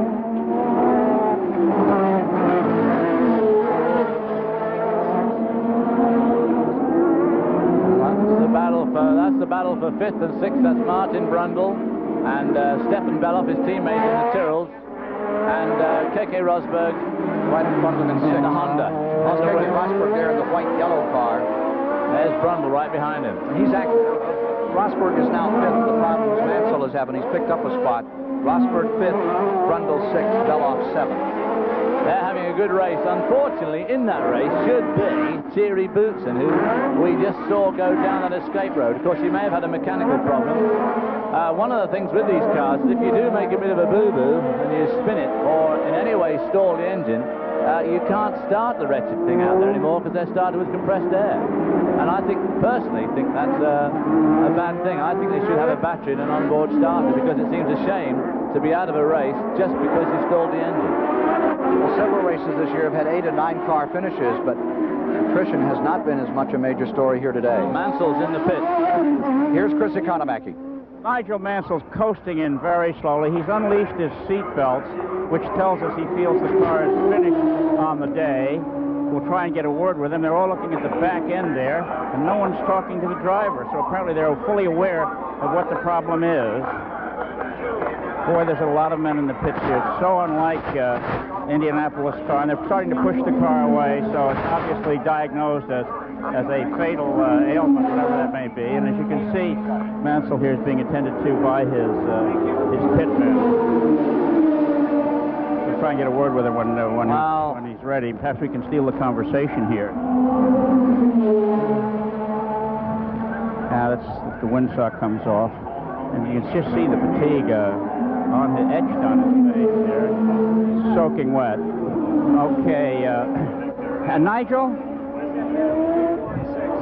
Nigel, we know you're exhausted. Do you have just a moment here for our television? You drove a great race. What was the reason you're out? I lost second gear about 15 laps into the race. So I was changing from first to third all the time. And I could just hold second place with that from the Ferrari. But then third went as well. And I think the crown wheel and pinion's gone completely because I lost all gears. And that's why I was losing the back end a bit, because I was trying to change down to fourth to third and then to first. And then when I lost third, I changed to fourth to first, and then first to fourth, and of course the engine just won't pull it, and of course it just roots the gearbox. Did you have dreams of winning, Nigel? Oh, I really believed that one was mine because everything was working so well, and I just couldn't believe it because I was taking care of everything, and I was catching without pushing too hard, and then that happens. So it will come. How physical has the day been? Well, now I've stopped, I'm just very upset, really. Okay. Thanks very much. Now Barry Gill. It's while you were talking to a very disappointed Nigel Mansell, an equally disappointed Thierry Boutsen, who was lying fifth. He looked as if he could get his best ever result. Thierry, what happened? Well, the car was going extremely well for the first time this year. I was very happy about the car, and a turbo broke just like that in one time. No sign of it. It just blew in one go. Thierry, you're the best Belgian driver we've had since Jackie Hicks. You must have thought you were going to be in the points today. Well, I was thinking I was driving very carefully today to finish in the points because the car was going extremely well, as I said, and suddenly the turbo blew, and nothing you can do about that. Thierry, we're very sorry about that. We have another very brilliant young driver here, Ayrton Senna. Ayrton Senna, who we saw limping around the track. Ayrton will put the earphones on. Could you tell us exactly what happened? Well, I got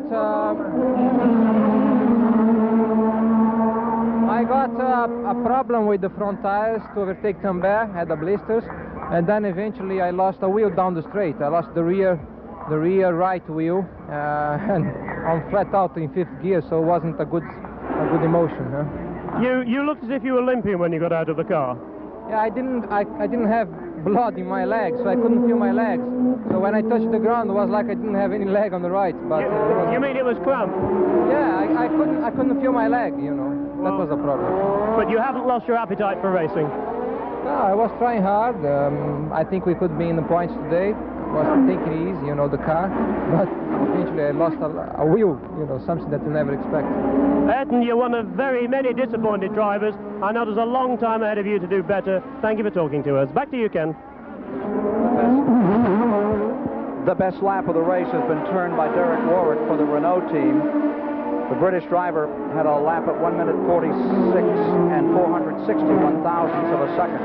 Now we're back further in the field, watching the Renault car, I believe, here. Or is that Rosberg? Williams Honda, Rosberg, being hotly pursued by two young lions, both of them rookies, Stefan Beloff and Martin Brundle, driving the non-turbo, the only two non-turbo cars in this race, the Tyrrell Cosworth.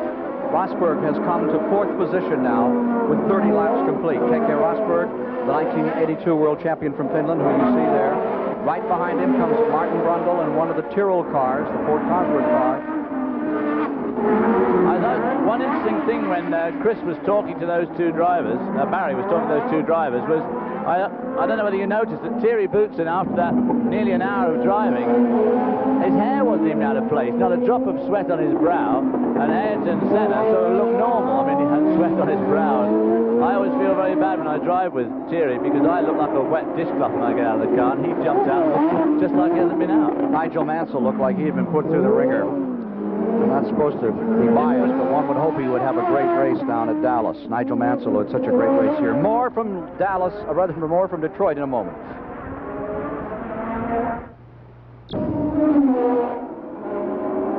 Averaging 82.402 miles per hour, some 2.5 miles quicker than before. Wheel off the car right in front of the pits here. Stefan Beloff lost the wheel right in front of the pits. There we see him coming to rest. Ooh, not a good place, right at the fastest part of the track. And his teammate, Martin Brundle, was just in the pits. Brundle had been shown in 5th position. Up against the wall, main straightaway. Just, you can see the start-finish line there in the bottom of your picture. Piquet, averaging 82.402 miles per hour, continues to lead, almost 2.5 miles faster than the course previous record, which goes to our new last year. 20-turn, 2.5-mile road course. Stefan Beloff has now retired from the event. We're just about to take a look at attrition, and we have to add a name. The West German rookie to Formula One racing, Stefan Beloff. And there's the story there. Right there with a left donut lying on the floor. He's walking right in front of us now. And running across the track. There's Stefan Beloff over the wall.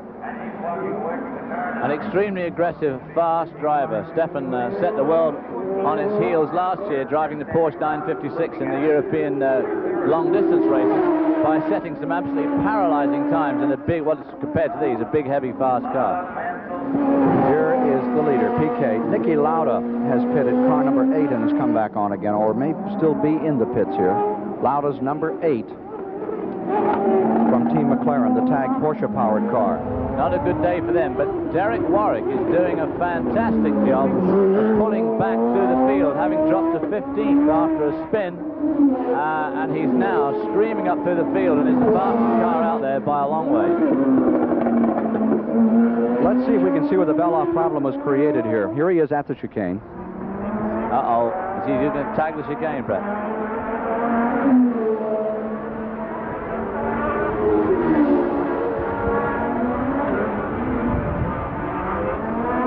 And it looks like he was in contact in the chicane. Comes down just by our announce position. Let's see if we can see it here. See it again. Oh, yeah, the car's understeering. He's just a bit wide. Boy, I bet he's sucking his breath there. And God, he was lucky there. Another couple of inches, and it would have been the front wheel. Let's go to Barry Gill. Well, David, listening to your description of the accident is the man who's just had it, Stefan Beloff. Stefan, what exactly happened? I go into the chicane in front of the pits. The car turns by the turn in, a lot of understeer. And when I acceleration, the car starts to oversteer, and then I hit with the left rear the barrier, and the wheel comes off. You must have been very disappointed. Yeah, sure, I was in behind Martin. I had problem with the engine. The pickup was very bad. The engine stopped 5-6 times, and but I have no problem to get around the track, and maybe it was a mistake of me. but it looks as if Martin could finish in the points for the Ford engine. Yeah, sure. I can also, when he can finish the race, that's the problem. But I can also finish in the points. But okay, I make a mistake and the race is gone. A very honest driver. Jonathan, you're equally known for your honesty. What happened to you, Jonathan Palmer? Well, I was on about the third or fourth lap, I can't remember which it was, and coming out onto one of the back sections of the track, and the car suddenly slewed one way and another way at about 130 miles an hour, and a tyre had exploded. Not a very nice moment, Jonathan. No, certainly not. I was just about to take my teammate, Alio, and I was looking forward to the opportunity of finishing the points, but sadly it's not to be this time. Ken, one of the nice things about this season is we have some young men who aren't afraid to tell us exactly what happened. Back to you. 34 laps, 85 miles have been completed of the 63-lap distance. As you see, the leader, Nelson Piquet, with now an 18-second advantage over Michele Albareto in the second position, and Derek Warwick has come to the third position. 9 cars still on the lead lap. Leader Piquet. Here's Chris Economaki. Okay, I'm in the grandstands here behind the pits with some of the people who really love their racing. 4 guys here, 5 of them getting a tan. Where are you guys from? Amherstburg. And what's the official beverage here? What's the official beverage? What are you guys drinking? Stroh! And what have you been eating? Oh, Italian sausage, pizza, everything. Okay, there you see. That's what they're doing in the grandstands here. Back to you, Ken. More problem on the course. Car number 21 looks like it has tagged the wall. That is Philip Alliot in the second Skull Bandit. Now that's a shame because he'd just been lapped by Nelson Piquet. We saw him being lapped, but he's out of this race now. Rookie driver Alliot walking away from his car. Philip Alliot last year drove with Andretti at Le Mans. Finished third. That's right. Mario and Michael and Alliot. And at that time, no one had ever heard of him. But he's a pretty good young driver and went quite quickly this weekend because that's not one of the great cars in this race. It's the Ram McDonald Hart engine car. After the delayed start, 1 hour, 3 minutes, 38 seconds into the race, 35 laps complete. Nelson Piquet stays in front by 18 seconds over the Ferrari of Michele Albareto, the young man who won it a year ago. Have a dickens of a time getting wrecked cars off this course. That is a problem. There's the leader getting by. It is a very big problem, and of course you can't just leave it there, and that happens to be in a particularly bad spot just around that corner, all of which here are totally blind, especially in these Formula 1 cars. In the Corvette Trans Am car, at least you can see over some of these walls. These guys are like sitting on the floor. You can't see anything. Still Piquet holding on to his lead. Still hurting from burns he sustained on his feet last week in the Canadian Grand Prix in Montreal. The only pressure on Nelson Piquet this afternoon looks like it's going to come from Derek Warwick, who's now pressing Albareto for second spot. And if he can dispose of Albareto, here's Albareto. And Warwick has come from 17th to 3rd. Derek Warwick in the Renault from 17th to 3rd. And he's catching up to Albareto. We don't see him yet, but he's right there. And there's still another 20-odd laps to go. Now reporting 36 laps complete. 36 laps down. Only 19 to go then. There's the leader again. Piquet. Going through that turn 1 and 2. It must be a great corner in these cars. It was enjoyable in the Trans Am car, but these cars would have so much stick. You can really lean on the power coming through that corner and get a lot of acceleration. Well, after all the conjecture this morning of whether he might run no laps or perhaps 4 laps, they might just throw some soft tires on and let him go out and do some leading and bring him in. Piquet is just doing a magnificent job that could give him his 12th win, tie him with Prost as far as overall career wins are concerned, and get him back into this thing. He's fought his way back before. Well, of course, what is doubly important for Nelson now is that his immediate competitor, who is Prost, is out of the race. So if he can get major points for this, 9 points, that'll give him 18. Boy, that pulls him up with a major step up on Alain Prost, who already has something like 35.5 points because of the half points at Monte Carlo. Piquet picking his way around the carnage here as he continues on his way to a hope victory in the Detroit Grand Prix, the track that has never treated him well. Didn't allow him to qualify the first year. Last year gave him a taste of glory for a few moments, then a tire puncture, complained about the rough track. No complaints to date in this third one. One simply couldn't look at him now and say this man's going to win this race, because racing is a very, very fickle game, and until he sees that checkered flag drop, he hasn't won. Oh, here he is, two-time world champion. And he would really have some going to do. After Dallas, they're headed back into Europe, and it'll be in Great Britain, the next event. But coming up, July 8th, let me point out again, on CBS, we'll have our full flag-to-flag coverage on Sunday, July 8th, the Formula One competition from a brand-new course which circulates around the Cotton Bowl in Dallas, Texas. Ought to be fun. It ought to be fun, but it's going to be incredibly hot for these guys. Now, I'm just wondering if they're ready for the heat of Dallas and July weekend. How do you think it would compare with Rio? Rio's always warm. It's at a low altitude as compared to Sao Paulo when they used to run. I would think they might be familiar with it. And it's 11 o'clock in the morning start when we get to Texas. Well, it might be comparable to Rio. I think Rio is about the hottest place that they go to, but I still don't think they're really ready for Dallas, because it does get hot and humid. Here's Barry Gill. Well, the car you're looking at is parked somewhat untidily by the side of the track. And those of you who know NASCAR racing will be surprised to see this obstacle just sitting there. But of course, in a street circuit like Detroit or Monte Carlo, there's very little you can do about it. That car's been pushed as far in as possible. The other driver just got to race around it. Now in Monaco, they have giant cranes that just hook up the car and lift it over, and they do have some of those here. But of course, when you're by the waterside, unless you've got frogmen who can swim out and lift it bodily, you haven't got much of a chance. So just another hazard for people in a street circuit, which today, Ken, seems to have taken an enormous toll. We've had 3 drivers talking about wheels coming off. Exactly how many drivers are left in this race, Ken?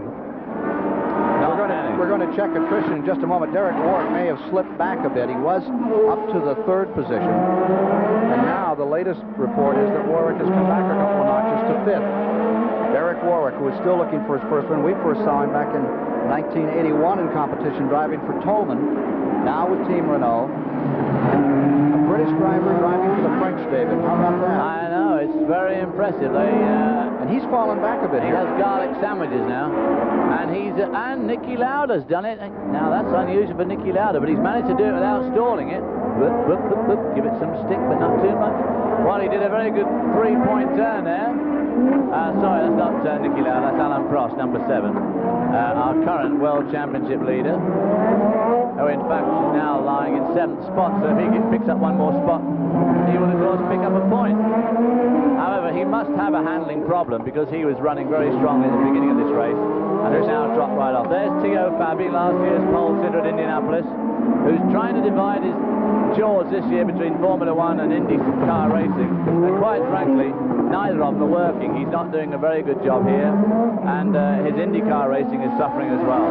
And he doesn't particularly care to run that fast in Indianapolis. He qualified on the pole, the second rookie to ever set on the pole in Indianapolis, some 207 miles per hour a year ago in that March. He said, I'd just as soon not do that again. Well, he wasn't as fast this year as he was last year. But seeing that shot of the chicane, it brings to mind again just how lucky Stefan Beloff was with that crash, and it shows the fine line between total disaster and just another accident, because if the front wheel hit that wall, it would have completely, totally destroyed the car and possibly hurt Stefan Beloff badly. Let's take a look at the pro spinning as you see Derek Warwick now in 5th for a moment. Here he is. Yeah, you see, he just completely loses it there. He wouldn't really be hard on the accelerator. He must have some sort of an oversteer problem, because it might be very oily there, but then it's oily for everybody. With 39 of the 63 laps complete in the Detroit Grand Prix, coming to you live on CBS. Watching Nelson Piquet, the leader. Let's check the attrition as to those who have fallen by the wayside in the going on this very tough, very rigorous 2.5-mile, 20-turn course. Those are the cars which have now retired. Mark Schur being listed as a DNS that did not start after that crash when they came off the line the first time we had a complete restart. 12 cars reported out. 12 cars out. The latest Helio. Lauda's car is out. We just saw the Alain Prost car spin, but he is back underway, and he is reported in 7th position. Fabi is in 8th. Lafitte is in 9th. Beloff is in 10th.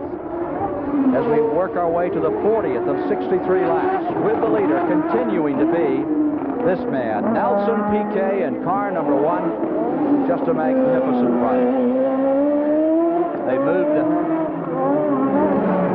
There's the Renault. Battle for 5th there, they're reporting.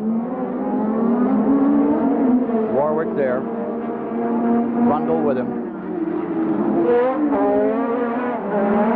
Martin Brundle putting on a really good show here. He came second in the British Formula 3 Championship last year to Ayrton the Senate.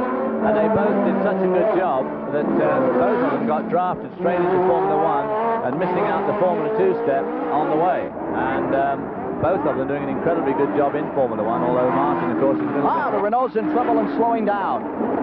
So that puts Brundle up to 5th spot. Something to miss on the Renault. Way off the pace now. Sounds terrible. Ailing. And I think pulled out. He drove down the escape route. Said good night. So that is it on the effort by Derek Warwick here today. And he has had such a good year going. A second in Belgium. He had a third in South Africa.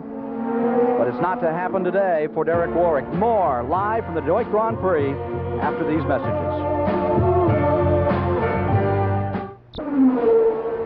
Past Detroit University from the Goodyear blimp, you're watching the leader, Niki Lauda, skirt this 20-turn course at Detroit in the 1984 Detroit Grand Prix. There is the Goodyear blimp giving us those marvelous pictures today. Nelson Piquet is staying in first, averaging 82 miles per hour, and Alain Prost, currently number 1 in the world standings, is in trouble. Tire down. Well, again, going to the gloom of that tunnel at relatively low pace. He'll be glad when he pops out this end of the tunnel, but he won't be glad about that flat tire. That's probably, almost certainly, why he spun 2 or 3 laps ago, with that tire already deflating. This will move Fabi up into the 6th position.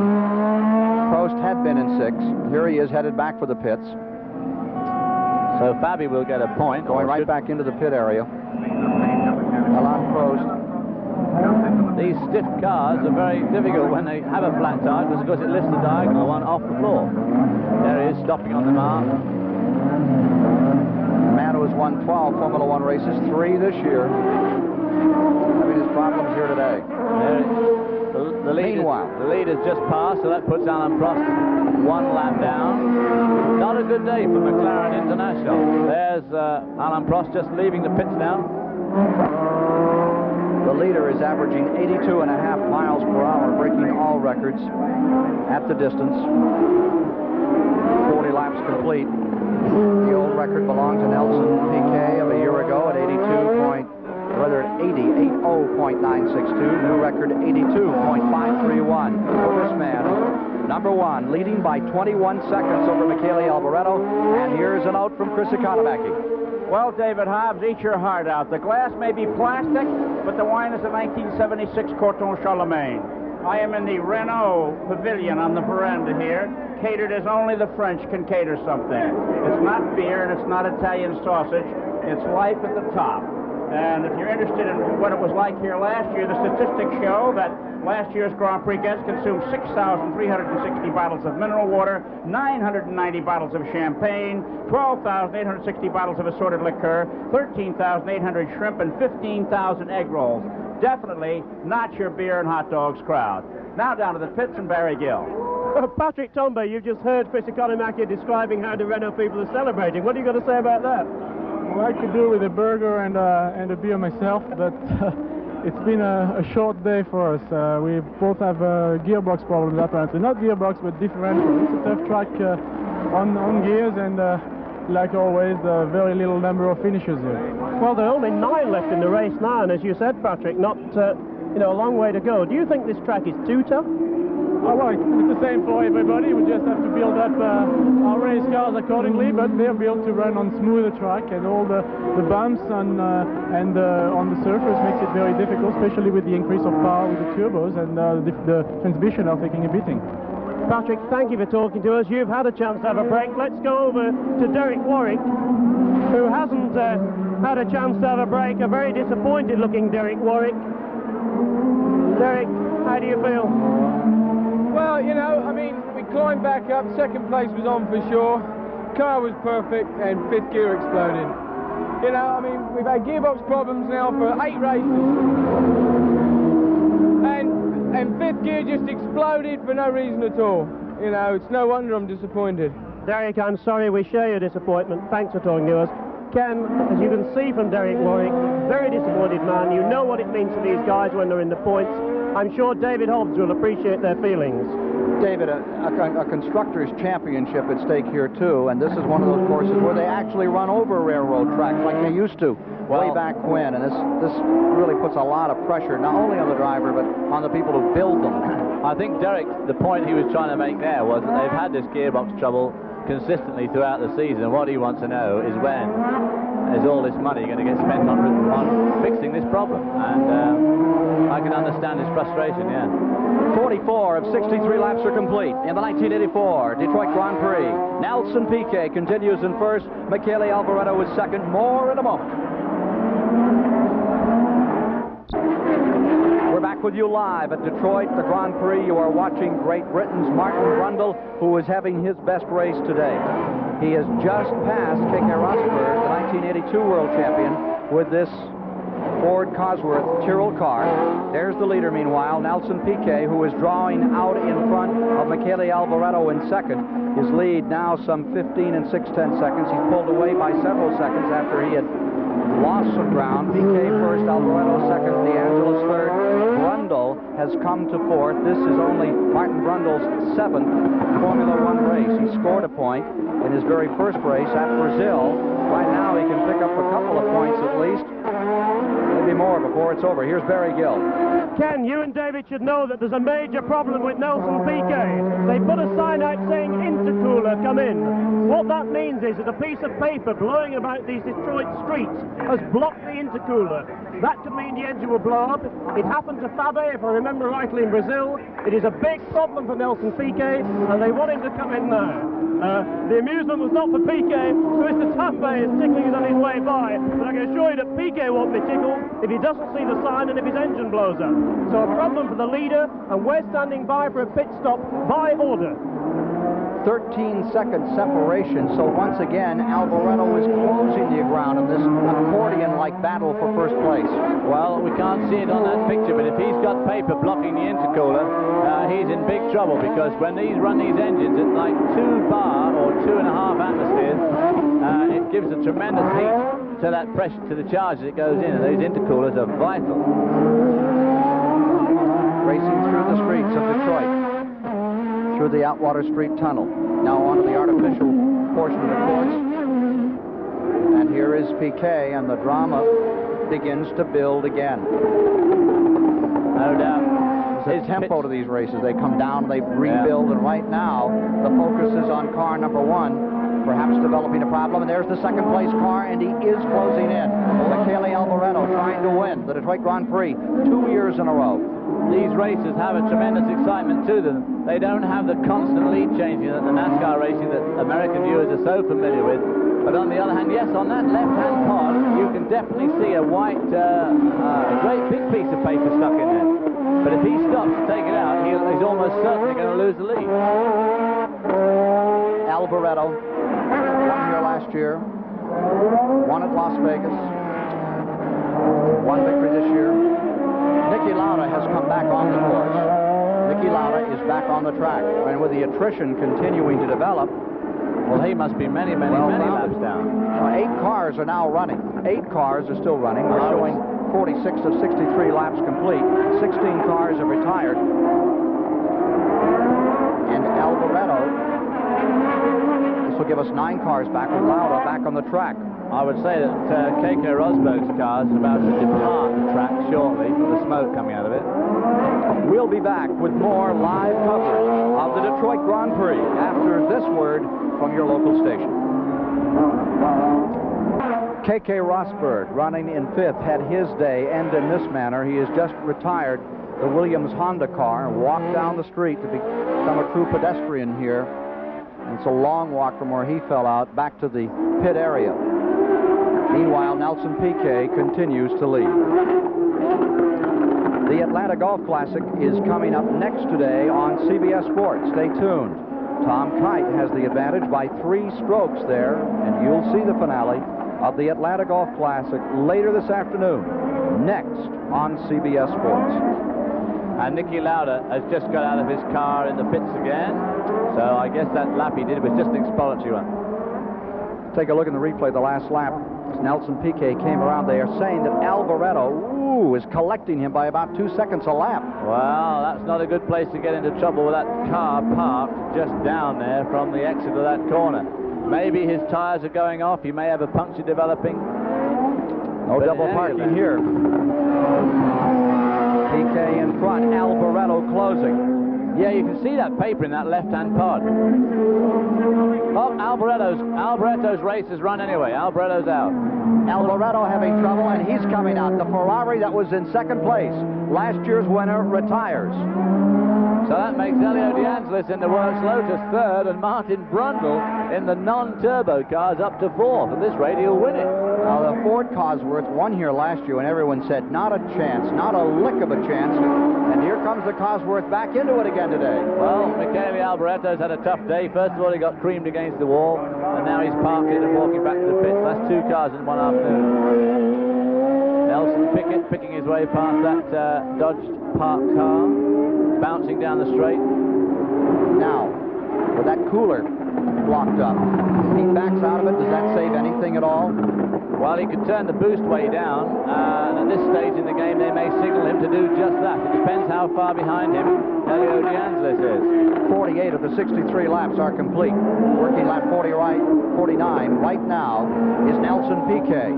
It may be now that with the immediate pressure off, he could just slip in the pits and have the paper removed. That's up to him in the pits. Elio De Angelis now finds himself second overall in the Detroit Grand Prix here on CBS.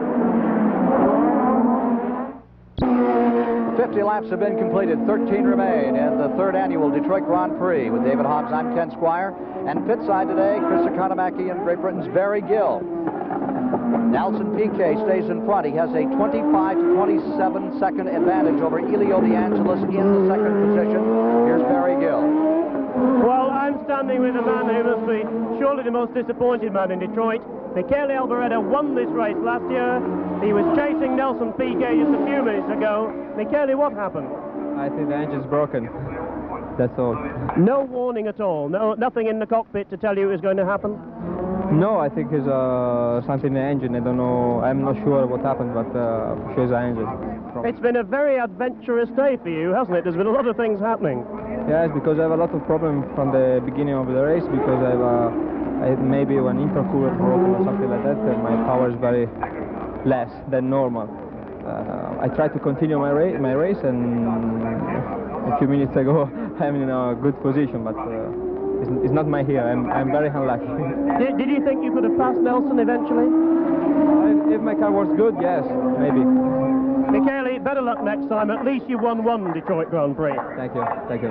Michele Albareto, and while we're down here in the Brabham pits, let me just show you the detail that the Brabham team go to. If you look at this mechanic, you'll see he's wearing skateboard knee pads. That's to help him when he kneels down to do the tyres. Now, the mechanics are in a position to accept Piquet, but with this great big lead, it doesn't look, Ken, as if he's going to make the pit stop we expected. Back to you. Well, with a 27-second breather for a piece of paper, he could get in and get back out. He's still averaging 82.297 miles per hour after 50 laps. That is another new record. He breaks his old mark from a year ago. That was 81.164. Another record established here in the Detroit Grand Prix by this man, Nelson Piquet, in his 86 Formula One Grand Prix performance. He's only finished one race this year. There is second place, and that is Elio De Angelis, who's just about 26 seconds behind the leader. So Nelson's got time to come in and take that paper out if he wants to. On the other hand, he may see his temperatures are okay, and but these cylinder head temperatures on these cars go up so quickly if that intercooler, which you can see quite clearly there, is at least partially blocked. Elio De Angelis running in second spot. Third is Martin Brundle. Fourth is Teo Fabi, Nelson Piquet's teammate in the Brabham team, and Alain Prost has struggled his way back to fifth spot. Mind you, only 7 of them out there, so 6 of them out there. De Angelis, who started Formula One racing back in 1979, at that time for the American team, the Shadow Ford. This is his 80th race today. There's Nelson Piquet, still in front, in his 86th start today. He's carrying out that old adage about mind overcoming matter. Burn foot or not, staying with it out here today. in search of his 12th win. And remember, he hasn't finished a race except the one he's won in Canada. He's had turbo problems, he's had engine problems. In every race, Monaco, he spun after 15 laps. But here he is leading and trying to win back-to-back. At the Ile Notre Dame in Montreal last weekend to win the Canadian Grand Prix, and here at Detroit on the other side of the border, out in front with a 27-second advantage. There you see some of the boats on the river separating Canada from the USA. And Detroit Canada to the south of us here, David. Rare scene. Lauda stays in front. Piquet stays in front. I'm sorry, Piquet stays in front. Lauda came back out. Lauda's having one of those beer and sandwich that Patrick Tambay wanted. They're all getting absolutely mindless in the Renault tent. You can sense of that down here, though. Working the 53rd lap. Working lap 53 on this 2.5-mile course. Piquet first, D'Angelo second, and Martin Brundle has come to third with the Ford Cosworth. Matteo Fabi now finds himself in fourth, and Prost is back up to fifth. Hold on. We don't have any cars out. No, he's hanging in there, and of course, every point he can get at this stage is great for his cause. Because if Nelson was to win this race, I say if he was to win it, there's a long way to go yet, that would vault him instantly into third spot, only 6 points behind Niki Lauda, who's not going to get any points today. Piquet is back down a bit. Last lap was at 79.2 miles per hour. He's coasting a bit as we get to the end. More from Detroit after this.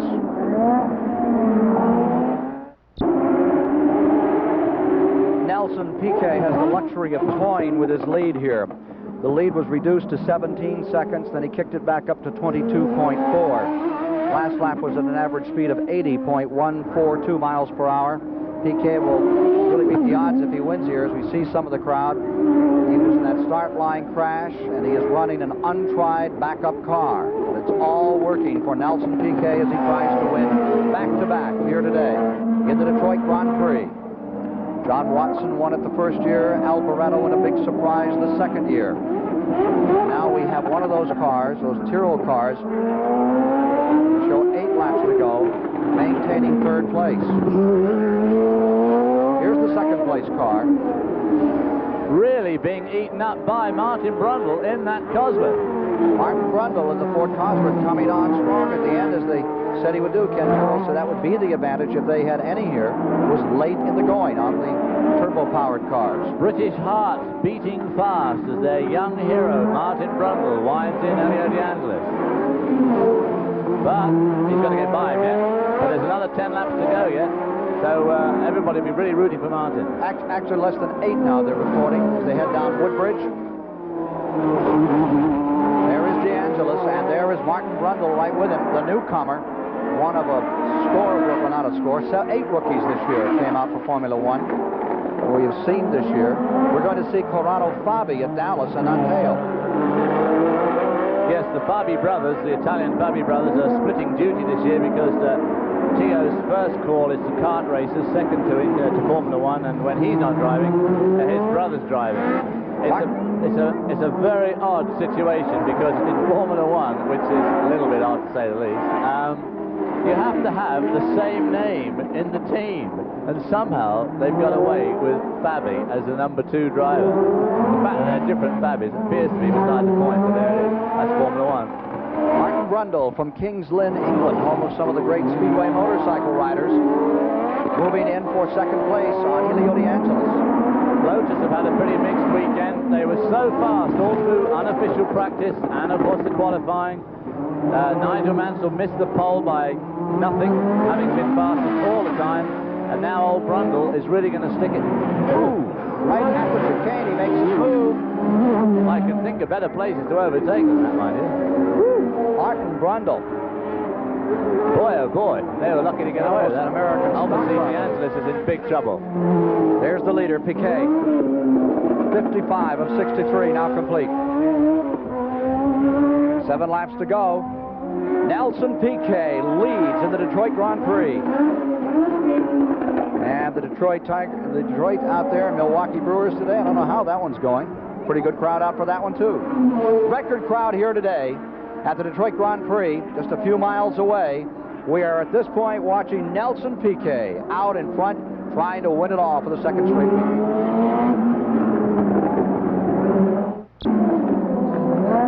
5 laps to go, and they come by this time.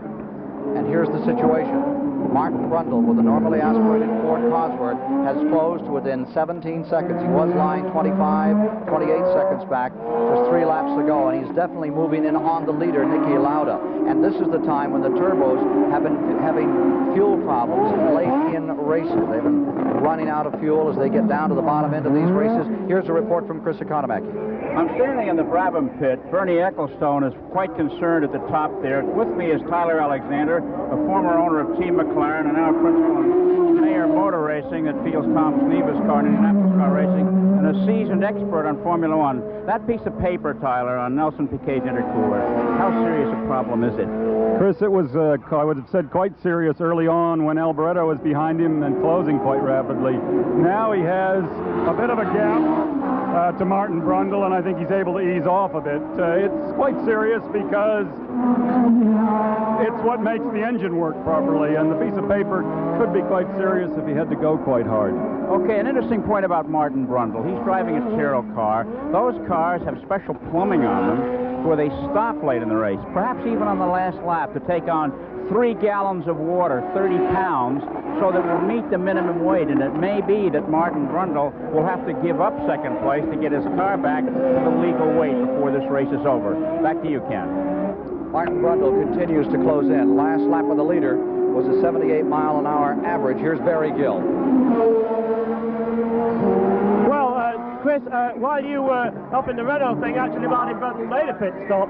He put in his 3 gallons of water. He's got his extra poundage. They did it in 9 seconds, so he's no problem, which is good news for Martin and the Tyrrell team. What I must just tell you is that if 2 cars drop out, this will be the race with the most attrition from any other race except Monaco in 1966. Monaco 66, only 4 cars finished, but there are only 16 starters. We've got 6 running out of 25. Detroit's been hard on them, Ken. Nelson Piquet still in front, but closing ground is Martin Brundle. We'll be back for the finish here in Detroit in a moment.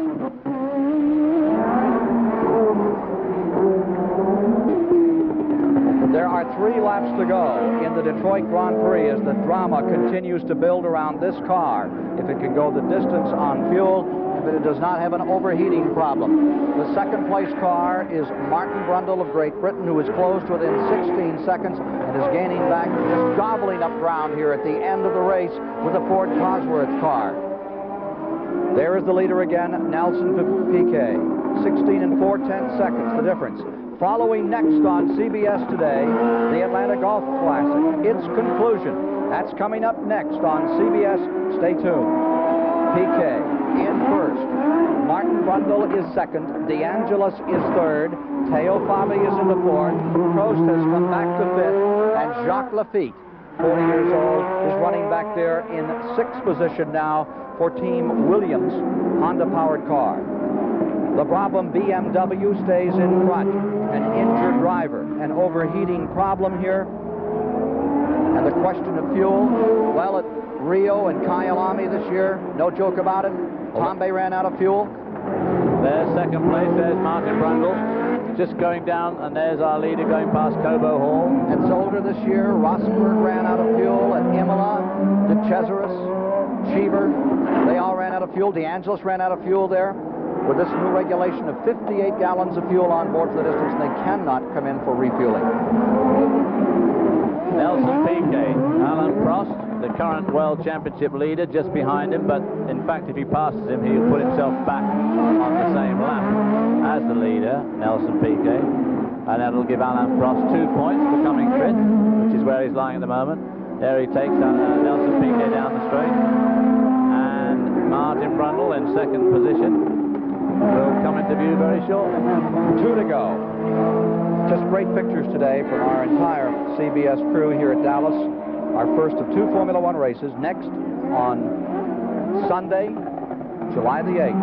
And our engineer in charge, John Pumo, is not with us today. His wife is just out of critical condition and improving daily. In a hospital within a week or 10 days, they say she'll be home again. Our best wishes to them and the job that his people has done here has been just incredible. We had a long delay, and everything has stayed up and worked beautifully. We had rain early through the night into the morning. Cleared off into a gorgeous day for a Formula One championship race. And it will be just that much better for Nelson Piquet if he can hold on to these final 2 laps. His lead is now just 11 and 4/10 seconds. Brundle is closing like a hurricane. Brundle is closing like a hurricane, but he's only got 1.5 laps to gain 11 seconds, and Nelson Piquet is not the sort of man who's going to let the lead go in only 1.5 or less than 1.5 laps. Upcoming on CBS Sports from Cleveland, the International Race of Champions, Round 2, Saturday, July 7th. Dallas Grand Prix, Sunday, July 8th. Stay tuned. The Atlanta Golf Classic is next on CBS. Piquet maintaining first place. There is second place, thrashing this car. Brundle is right behind him, because there's Nelson Piquet just going onto the Atwater Tunnel, and Brundle's just going to come around that hairpin behind him. Building for a dramatic finish here today at Detroit in this Formula One race. There's the leader. 1 lap to go as he comes by this time for Nelson Piquet. Martin Brundle in only his 7th Formula One race. He's right there, attacking. There you see the leader. Across the line, he has 1 lap to go. A white flag in this form of racing is a medical flag. 4 seconds, now the interval, 4 and 3/10 seconds. Piquet in front. Looks in the rearview mirror for just a moment. I think he is looking in the rearview mirror. I wonder if he's aware. He must be aware that Brundle is there. There's second place Brundle, right behind him. And you see the interval. There's Martin Brundle's wife watching anxiously. If in only his 7th race, that'll set some history if he can come to a Formula One win. He continues to reel in Nelson Piquet. There is your second place car. We are in the final lap of the 1983 Detroit Grand Prix. And he's well within sight. Less than 2 seconds, less than an intersection of traffic, stoplight away as they come round this corner going down Larn Street for the last time. Remember that long straightaway before the chicane where Brundle made his last pass? Moved by DeAngelis. He may have learned something there. Here they come for Cobo Hall for the final time. Piquet in first. Prost deployed in front of him. Remember, Prost is running 5th. This is the last lap. Here they are, under the bridge. And there is second place, attacking. Martin Brundle of Great Britain moving in on Brazil's lead car for Team Brabham. Now Piquet has a strange problem. That is that the car in front of him, Alain Prost, who's only going slowly, could well be balking him on this last lap. Final moments around the Ford Pump House turn for the final time. Here they come for the chicane. Piquet in front, driving for the finish. Checkered flag is out. And Nelson Piquet barely holds on to win. What an incredible finish. Martin Brundle will be second today. Ilio De Angelis is third. Teo Fabi is fourth. Alain Prost is fifth. And Jacques Lafitte finishes sixth. The winner of the Detroit Grand Prix is Nelson Piquet of Brazil. For David Hobbs, Chris Economaki, and Barry Gill, this is Ken Squire saying so long from the Detroit Grand Prix.